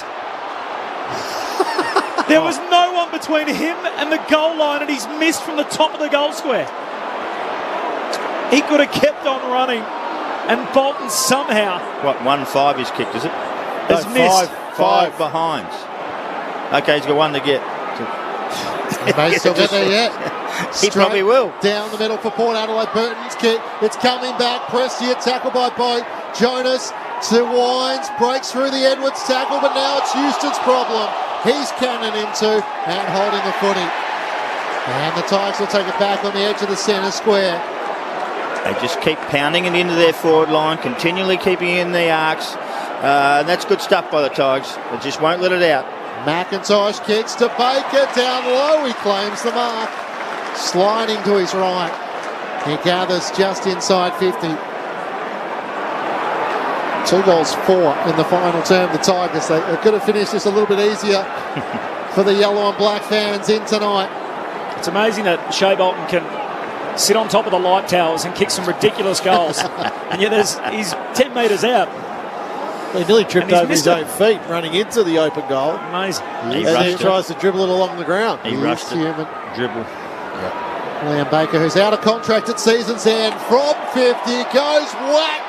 Charlie Dixon on the goal line denies him.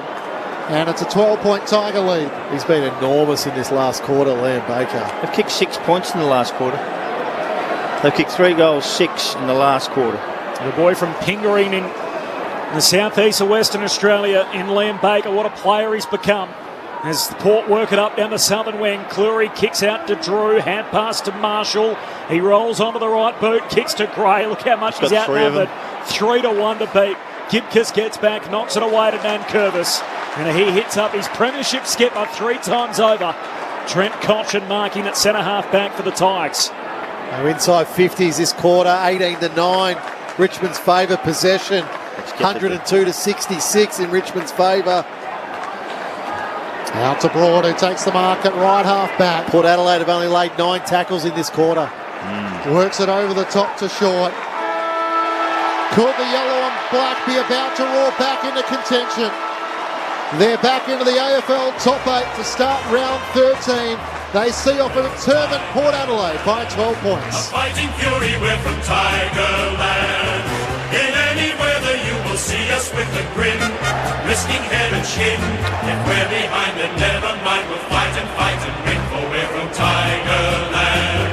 We never weak until the final siren's gone. Like the tiger of old, we're strong and we're bold, for we're from Tigerland.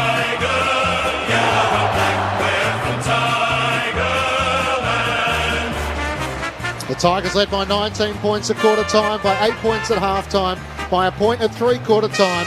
Port Adelaide hit the front with the first goal of the final term and continued to gallantly fight on. But eventually the Tigers, with 2 goals 5 to the Port Adelaide side, 2 goals in the final term, prevail 11-11-77 to Port Adelaide 10-5-65 in front of 21,757 fans. The Tigers' lowest crowd at the MCG since before they were the Tigers, before they were the Premiers back in 2010. A fighting fury, we're from Tigerland. In any weather you will see us with a grin, risking head and shin. If we're behind, then never mind, we'll fight and win, for we're from Tigerland. We never weaken till the final siren's gone. Like the tiger of old, we're strong and we're bold, for we're from Tiger. Yeah, we're from Tigerland. Richmond winners by 12 points at the MCG. They move to 7-5, and they'll take their spot inside the top 8 as the Magpies take on Melbourne on Queen's Birthday Monday. For the Tigers, 2 goals to Judson Clark on debut, Dustin Martin, individuals to Baker, Rewalt, Rioli, Bolter, Gibcus, McIntosh and Graham. Meanwhile for Port Adelaide, 3 goals to Todd Marshall, individuals to Powell Pepper, Finlayson, Amon, Wines, Rosie, Dixon and Farrell. The Power moved to 5-7, and the climb looks tough for them now, 2 games behind the sides inside the top 8. Tigers winners by 12 points. The thoughts of Adam Ramanauskas and Mark McClure with you. Well, it was an interesting game. It got to a crescendo at the end where there's 12 points difference in it. Sometimes the lead changed in 2 or 3 different times, and it all depended on how they played and how they pushed the ball forward. And the last quarter was the one that counted, really. We've been through the other 3. But they just dominated that quarter with inside 50s. They just kept pounding it in there inside their 50, and eventually they kicked some scores. Shea Bolton should have kicked 4 in the last quarter, 3 or 4 in the last quarter on his own, and missed those. But they still prevailed. They're the only side who had... Todd Marshall was the only one who kicked 3 goals. There's three goals in the game. And not any other player kicked a double. Or there was all singles after that for Port Adelaide, and that was the difference in the game. There was just not enough contribution for around the place for these guys.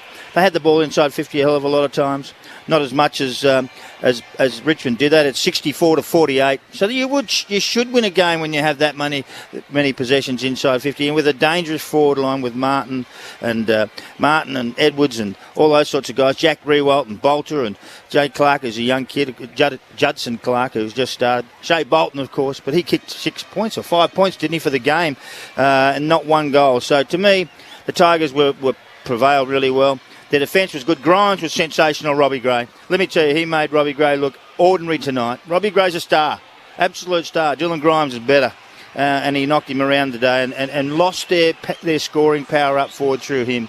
He normally scores a lot of times, but he didn't do it that time. Connor Rosie, Powell Pepper, those sorts of guys, and Zach Butters. No smalls actually kicked a goal, really, for the Port Adelaide side. It was mostly done by the talls around the place, and it was a difficult day for them. They just couldn't get their hands on it at times in the crucial moments, and they just weren't tough enough for mine. I just really like what Tigers did. Just hung in there. Weren't great, but they got the money. Well, 3 goals, 6 to the Tigers in that last quarter, so the margin could have been bigger. Yeah. Inside 50s, 18-9 in that last quarter. Disposal, 104-66. Liam Baker was enormous in that last quarter.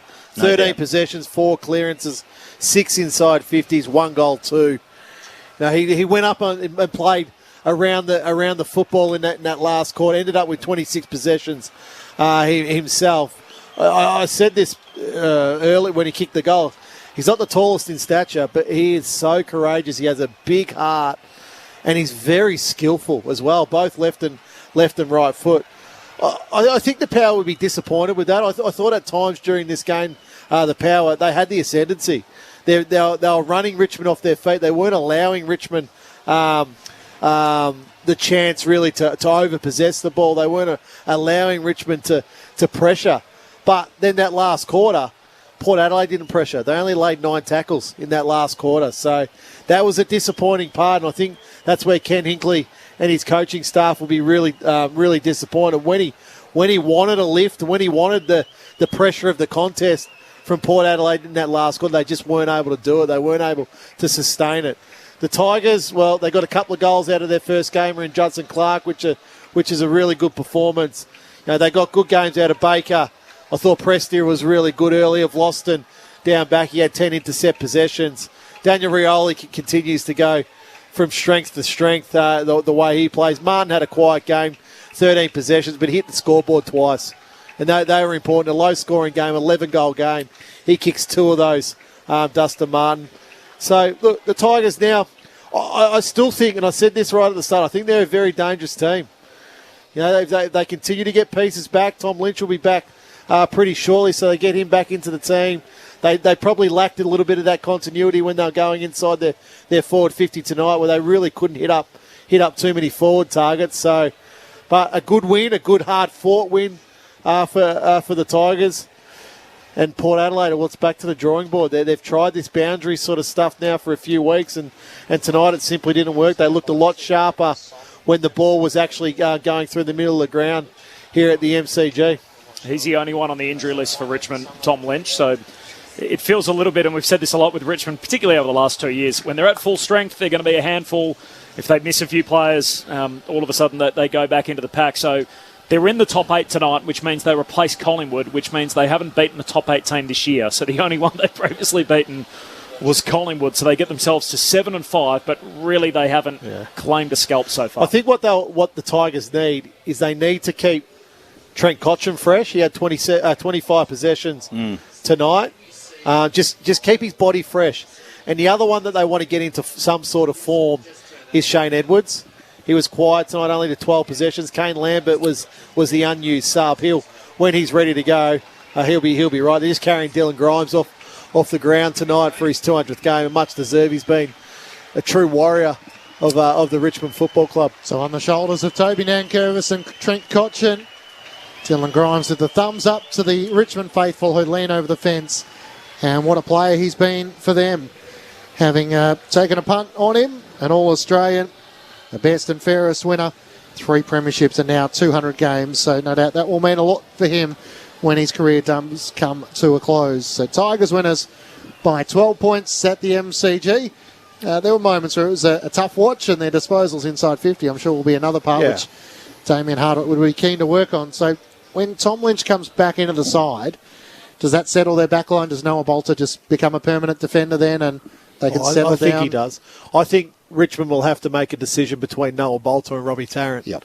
That's what I think, because I like Gibcus. He didn't have a great game tonight. Marshall clearly beat him, but I think they'll persist with Gibcus for the future. Have Bolter and then Dylan Grimes as that third tall, because Broad's not going anywhere. Vlosten's not going anywhere. Daniel Rioli's not going anywhere. Let's go and join the Tigers. Mitch, I think they've made their way down to you. They have. They're going to have a debutant in the middle of the song. Judson Clark, as we heard earlier. He's gone from East Ringwood to Dandenong, and now he's an AFL player. Kicked 2 goals with his first 2 kicks. He asked for 30 tickets for the game tonight. I reckon all 30 are in the rooms. Is that a Richmond official telling the fans to move away? I think they can only have 60 family members in the room, so half of those are the Clarks. The Tigers about to belt out their famous song. And he's getting the sports drink shower, as you can imagine.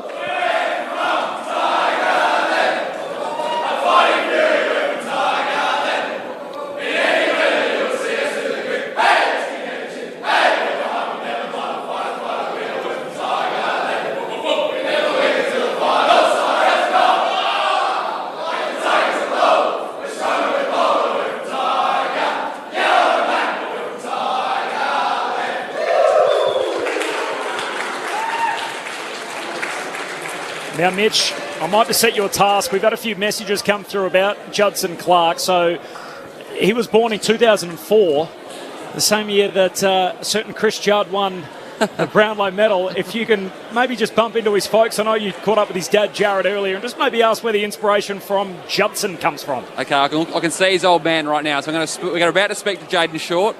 As soon as that's done, I'm going to go and chat to Jared, because he looks like the proudest father in the world right now. He's got his son, who just made his AFL debut in a win for Richmond They've got 30 family members here in the room. I'm going to go and put that question to him, Corbin, but just going to try and track down Jaden Short, who's about to chat to us. I'll sing out when I've got Jaden ready to chat. Good on you, Mitch. And if it all fails, just follow him to the pub. We know where they'll be. I'm sure the celebrations will continue for at least a couple of drinks into the night to reflect upon what was a good win for the Tigers. 12-point victors over Port Adelaide. It gets them inside the AFL's top 8. And it gives them a chance, I suppose, to try and build throughout the second half of the season. They play Carlton next week, Geelong, West Coast, Gold Coast. So they've got a couple of interesting ones in the weeks to come. Freo and the Brisbane Lions. They face Port Adelaide again. And then their last 2 is against Hawthorn and the Bombers. So if they can get themselves going, you feel like they're a chance to make the top 8. But based on their effort tonight, there's still a few moving parts that aren't quite fully firing. Well, I don't think they're going as well as you think, because Port Adelaide have been struggling for some time, and then they've won a few games of late. They played pretty well, but you know what? It took a while to break free a little bit of that, and there was only 12 points, and there's not much in it when you think about it. I think Richmond are just okay. They'll probably might make into the bottom of the 8 if they're lucky. There's a lot of footy to play. And lots of teams to play, so be interesting to see what happens. But I don't think Port Adelaide are going to make it at all. It's amazing. People feel like you talk to a lot of people in footy and they're either passionately split one way or the other, that the dynasty's over, they're not in premiership contention, or they're well and truly back. We spoke to Dion Prestio Clinchy on Grandstand AFL Sunday a couple of weeks ago, and he said this feels like 2019 all over again, where they won their last 12 and obviously went on to lift the premiership. Well, let's hear what they think after their 12-point win. Back down to the Tigers' rooms with Mitch Cleary. Well, guys, we might as well start with that question. Jaden Short, does this feel like 2019, or does this feel like a rebuilding towards the next dynasty? Yeah, look, I suppose the way we're playing compared to the way we started the year obviously is a little bit different. So obviously there's a little bit of that feel, but it's obviously a new year and new challenges, and some different opposition as well. So yeah, look, the boys are just trying to have as much fun as they can, and we're just trying to win as many games as we can, because that's when footy's fun, and just bring the enjoyment back and just play our way. Yeah. It's a good feeling in the rooms down here. You're back into the 8. You've taken Collingwood's spot in 8th position. What does this win mean for the group?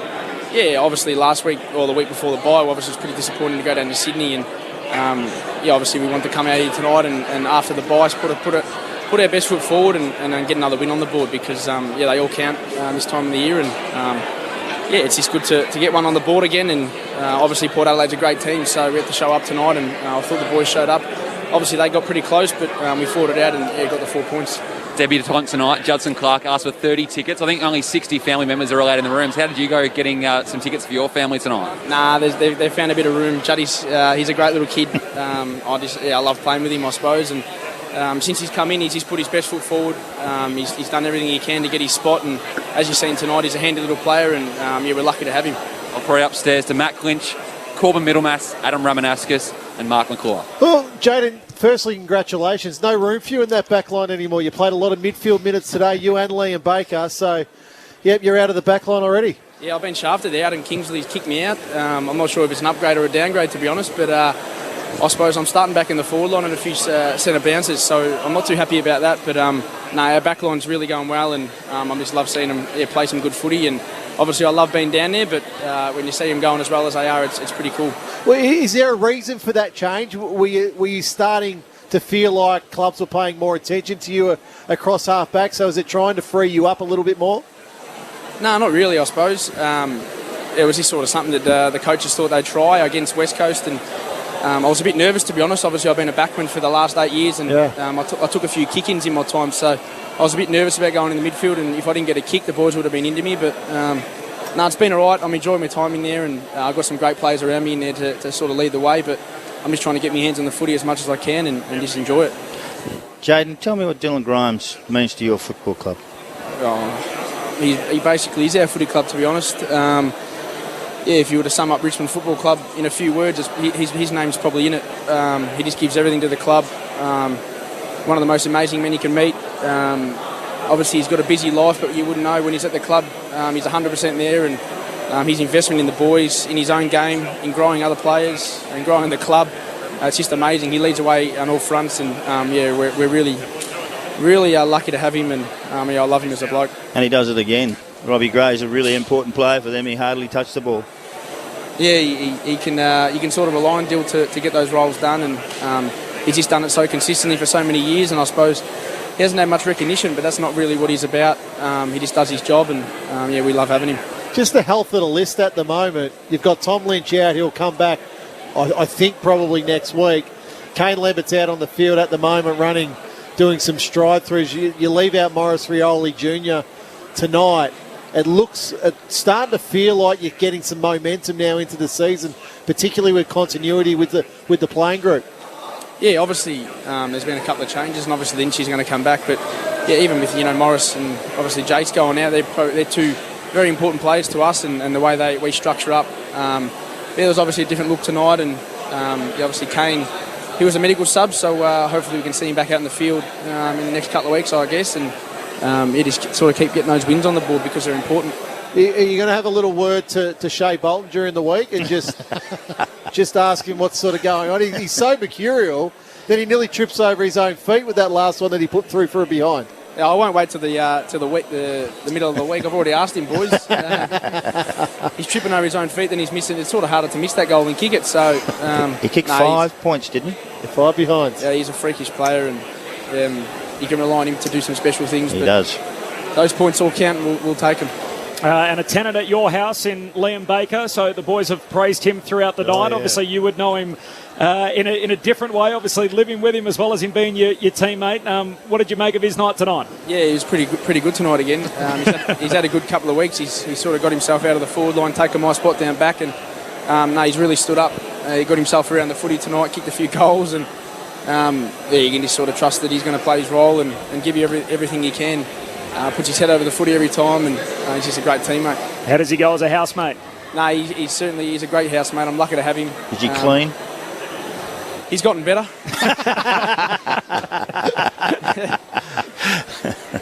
It's always a good question. Yeah. And Jayden, a couple of the old firm there in the back line. I don't know if you nestle up alongside them with Alex Rance, and I think David Asprey was there as well. Or are you part of the midfield brigade now? Yeah, I think my time in the back line's done for now. I haven't really heard much about me going back there. Adam Kingsley's sort of trying to stay away from me because I'm always trying to ask him questions about getting back. But look, the midfield's been good. I'm just lucky to be learning off the blokes like Trent Cotchin and Dion Prestia. They sort of lead the way and teach me how to do it. So I'm enjoying my time in there, and hopefully I can continue to grow. You've got a couple of big games to come. The Blues on a Thursday night, the Cats in the following week. Do you feel like you're sort of starting to build to that level where you might be able to play a bit more consistent across 4 quarters? Yeah, look, we've always had the belief in ourselves, I guess, but we just need to show up and bring your best footy. And the boys are always keen to learn and want to get better. So hopefully we can come out and put on a good show next Thursday night against the Blues. And Josh Gipkus is in the conversation around Rising Star nominees. Hasn't got a nod yet, but got thrown forward this week as he did against the Swans. What do you see from him on the training track that suggests he might be able to do that role? He can. I don't know. I suppose he's a first-year player. Come in and play the way he's played. He's just a natural footballer, and he just backs himself. He's confident in his game, and he just comes out and plays his way. So anything's. I suppose the sky's the limit for that kid. But we're lucky to have him. Good on you, Jayden. Thanks very much for your time. Well done. Good luck Thanks, next week. Cheers. Jayden Short joining us from the Richmond Rooms after their 12-point victory over Port Adelaide. So the interesting part to that conversation there with Jayden is we've had concern for a little while over the depth of Richmond's midfield. So now they've got their troops back. So you've got Rioli, Broad and Vlosten across half-back. Then you've got Grimes and probably Gipkus and probably Bolter, I think, when it all settles down in the end. But you throw Baker and Jayden Short into the depth into that midfield, it starts to add the options. And I think that's why Adam Kingsley won't talk to Jayden Short anymore, because it's simply, well, mate, we can't have you in our defensive unit because we need those like Short and Baker. They're the speed that you need to throw into the midfield every now and then. But Baker, as we saw in that last quarter, Sellers, he was enormous just with his speed and I agree. The way he was able to win possession and the like. So I think that's the bit of the change that we haven't noticed as much at the Tigers. Well, they've changed because Cotchin's not the same as he was, and we know that. And the midfielders get older, and they've done it with at Collingwood with the captain there at Collingwood. He's gone to half back flank, and and done all that sort of stuff. And then they've got a brand new bunch taking over in the middle, and you've got to do that. You've got to keep reloading in that area, because all of a sudden you try and some fail, some go through, and all of a sudden you pick up 3 or 4, and they've started to pick it up with Baker and those sorts of guys. You know, Raoul, you can go through there. There's probably 6 or 7 who can go through that area, but they don't use them. Sometimes they use them half back, sometimes they use them half forward. And I think with Dustin Martin, well, he's been back now for a number of games, but you're not going to see him in the midfield for big minutes. But every now and then you're going to get. I reckon tonight he would have played 10% in the midfield. I reckon that too. And then all the rest was forward. Shea Bolton's usually playing more minutes through the middle of the ground, but tonight again he was a lot forward. What they learnt. Maximum impact is important. Yeah, correct. And they learnt that when they were getting 45 possessions on a half-back flank and nothing happening. That was back in 17 or 16 or something like that. They were terrible. But as soon as they got the impact in the right spot, gee whiz, they've blossomed. The talking point from the night will be the concussion incident between Tom Jonas and Zach Butters as to whether the protocol and the process has been followed, whether the Port Adelaide doctor was able to succinctly sort of test them before they were able to get back on the ground. What did you make of that in hindsight as to how quickly it all played out and the players are back on the field? Look, I'm not going to ever question a doctor's opinion, okay? But what I will say is that if we're putting players' health and safety first, there was a clear head clash. Clearly the boys took a long time to get up, okay? But I don't even, and Mitch was down there and Corbs and I were trying to look. It didn't even seem that they even had a look at the vision. Now, Corbs mentioned in the call there. There it is there. If that was 5 minutes into the first quarter, both those boys are downstairs getting a concussion test. Mm-hmm. Now, the reality of it is the game's on the line. So they want to get those 2 boys out there as quickly as they possibly can.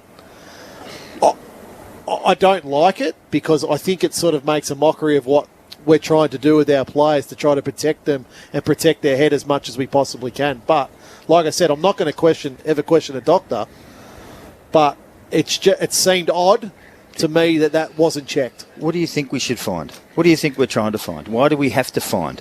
What is the problem here? If they thought, their doctor thought that there was no concussion problem with them, why wouldn't you trust him instead of asking the question? That's my point. Well, I guess the concern is what if there's a delayed concussion? Yeah, but what's a delayed concussion? You ever had one? Well, isn't the theory you're meant to sit out for the 15 minutes while they properly assess you? But I understand that. We have a protocol for this, which is we check them and we go through the vision and we allow the 15-minute process and protocol to take place. Yeah. That it wasn't 15 minutes that they were off the ground. How long were they off the ground?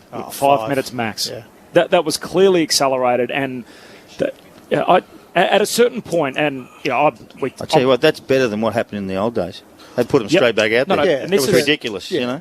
And this is where we need to get to as a game, and we love to talk about concussion. And I'm a boxing fan, so in sports like boxing, for example, it's hard when you try and explain to people that in the 50s and 60s, people used to gather around the radio to listen to fights because they loved boxing and it was a mainstream sport. Because it's so brutal, it's been pushed to the margin. So for mainstream sports, it's hard to tell people nowadays, hey, if you don't make it less brutal and make concussion less of a thing, the sport will slowly over time become marginalised because people they don't want sort of CTE to be the price of doing business. They want safety. They want safety. So we need to make small steps. So at a certain point... So they introduced UFC, didn't they? But at a certain point, you actually have to trade off a few memorable comebacks and great victories to have more players walking around on their heels later in life without major head trauma. And if that's the case for Zach Butters and Tom Jonas tonight, that unfortunately Port lose the game and they never make it back out on the ground, and it's because they're off doing a 15-minute protocol for a concussion they never had, then unfortunately that's the price of doing business, because if they did have the concussion, we're not having repeated blows to the head by Butters getting his head driven into the ground in a later tackle. So at some point you've got to give something up. No, I agree with that. And I wonder if as a game and as a team tonight... So you're questioning the doctors then? That's what you're doing now. I'm questioning the process. The process of the doctors. I'm questioning the process as well. Yeah. Because I'm now used to seeing, soon as you see a head clash, you see the doctors straight away at the vision. And as soon as they see contact to the head, they're taking the player downstairs. Let's try and get some insights. Mitch Cleary's still down in the rooms. So I'm keen to see what Ken Hinkley has to say about those concussion protocols and how it exactly unfolded. The power for now is saying there were cut heads, there was no signs of concussion, so we're keen to see how Ken handles that. I just did speak to Jared Clark. He was making a beeline for the precinct Clinchy. I had to cut him off. He's got his eyes set on the precinct across the road, but I did put the question to him where the name Judson came from. There was no special story. There was a guy standing next to him who's dating his stepdaughter trying to push the Chris Judd story, but it wasn't that. It's purely because they like the name Hudson and they wanted to go with something different like Judson. So a bit of Hudson, bit of Judson, and that's where they've landed. Why didn't they go Hudson? They wanted to change it up, Carstars. It's called the mismatch and where they ended up. Good on you, Mitch. Thank you very much for that. Thanks, guys. Good on you, Mitch. We're on air for another 14 minutes. So in the event Ken Hinkley does wander into one of his presses, we'll try and see if we can bring it to you if we're able to do so. Port Adelaide obviously slipped to 5 and 7. Now they've got Sydney, the Gold Coast Suns and Freo in the next 3, so it doesn't get any easier for Ken Hinkley. Well, that's going to the next the 3 are going to determine their season. Will that determine him too? Possibly, yeah. Yeah, possibly, yeah. I agree. And, he hasn't done a terrible job. I think Ken's done a really good job. Yeah, he hasn't done a bad job at all. But sometimes people want to win. And they want to change. But this is the thing with coaches, and I've said it so often. There's only one team that can win the premiership every year. Consistently playing finals, consistently putting yourself out there. I understand, well, everyone will say, well, you play finals, you lose, you're still a failure. It's very hard to win premierships. I understand that. It's totally difficult. But last year, the preliminary final... It was a debacle for them. Debacle, complete. They were reasonably good. They were very happy with where they were playing. They played at home. Yeah. They got destroyed. I mean, the 2021, when these two teams played in that prelim, there's 15 Port Adelaide players out there tonight that played in that game and 18 for Richmond.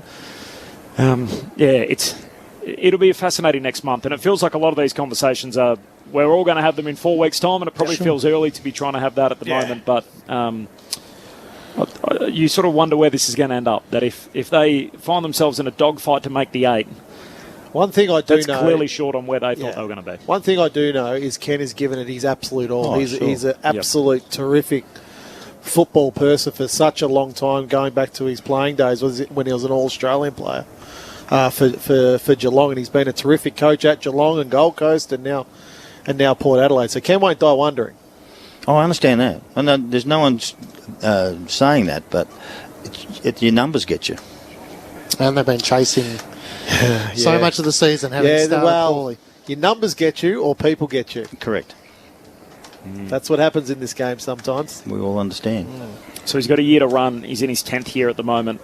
Well, 10 years is a long time. Isn't it? Yeah. And, I mean, he hasn't got, unlike Adam Simpson and other coaches, he hasn't got the premiership equity either. No, he's never actually played in the grand final.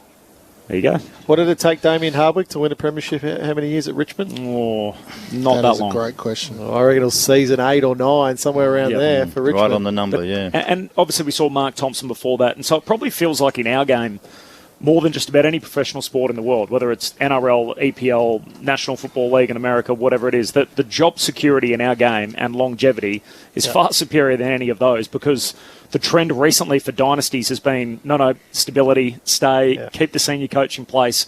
And so now we're having 8, 9, 10, 11-year coaches that haven't got a premiership. And I guess you reach these points in the road where you kind of go, right, are we willing to have him for 14, 15 years and we don't have a flag, or are we making the change now? And I guess that's the conversation that Port are going to have. The interesting part in the last sort of 30, 40 years ago, when I'm not being smart, when I played, we played 13 years, 7 different coaches in the 13 years. And you were successful. And we were successful. So if you don't go well, guess what? You go out the door. Carlton had a habit of eating their own pretty quickly. That is extraordinary, isn't it, when you think about it? If somebody didn't like something or something was said. It's extraordinary.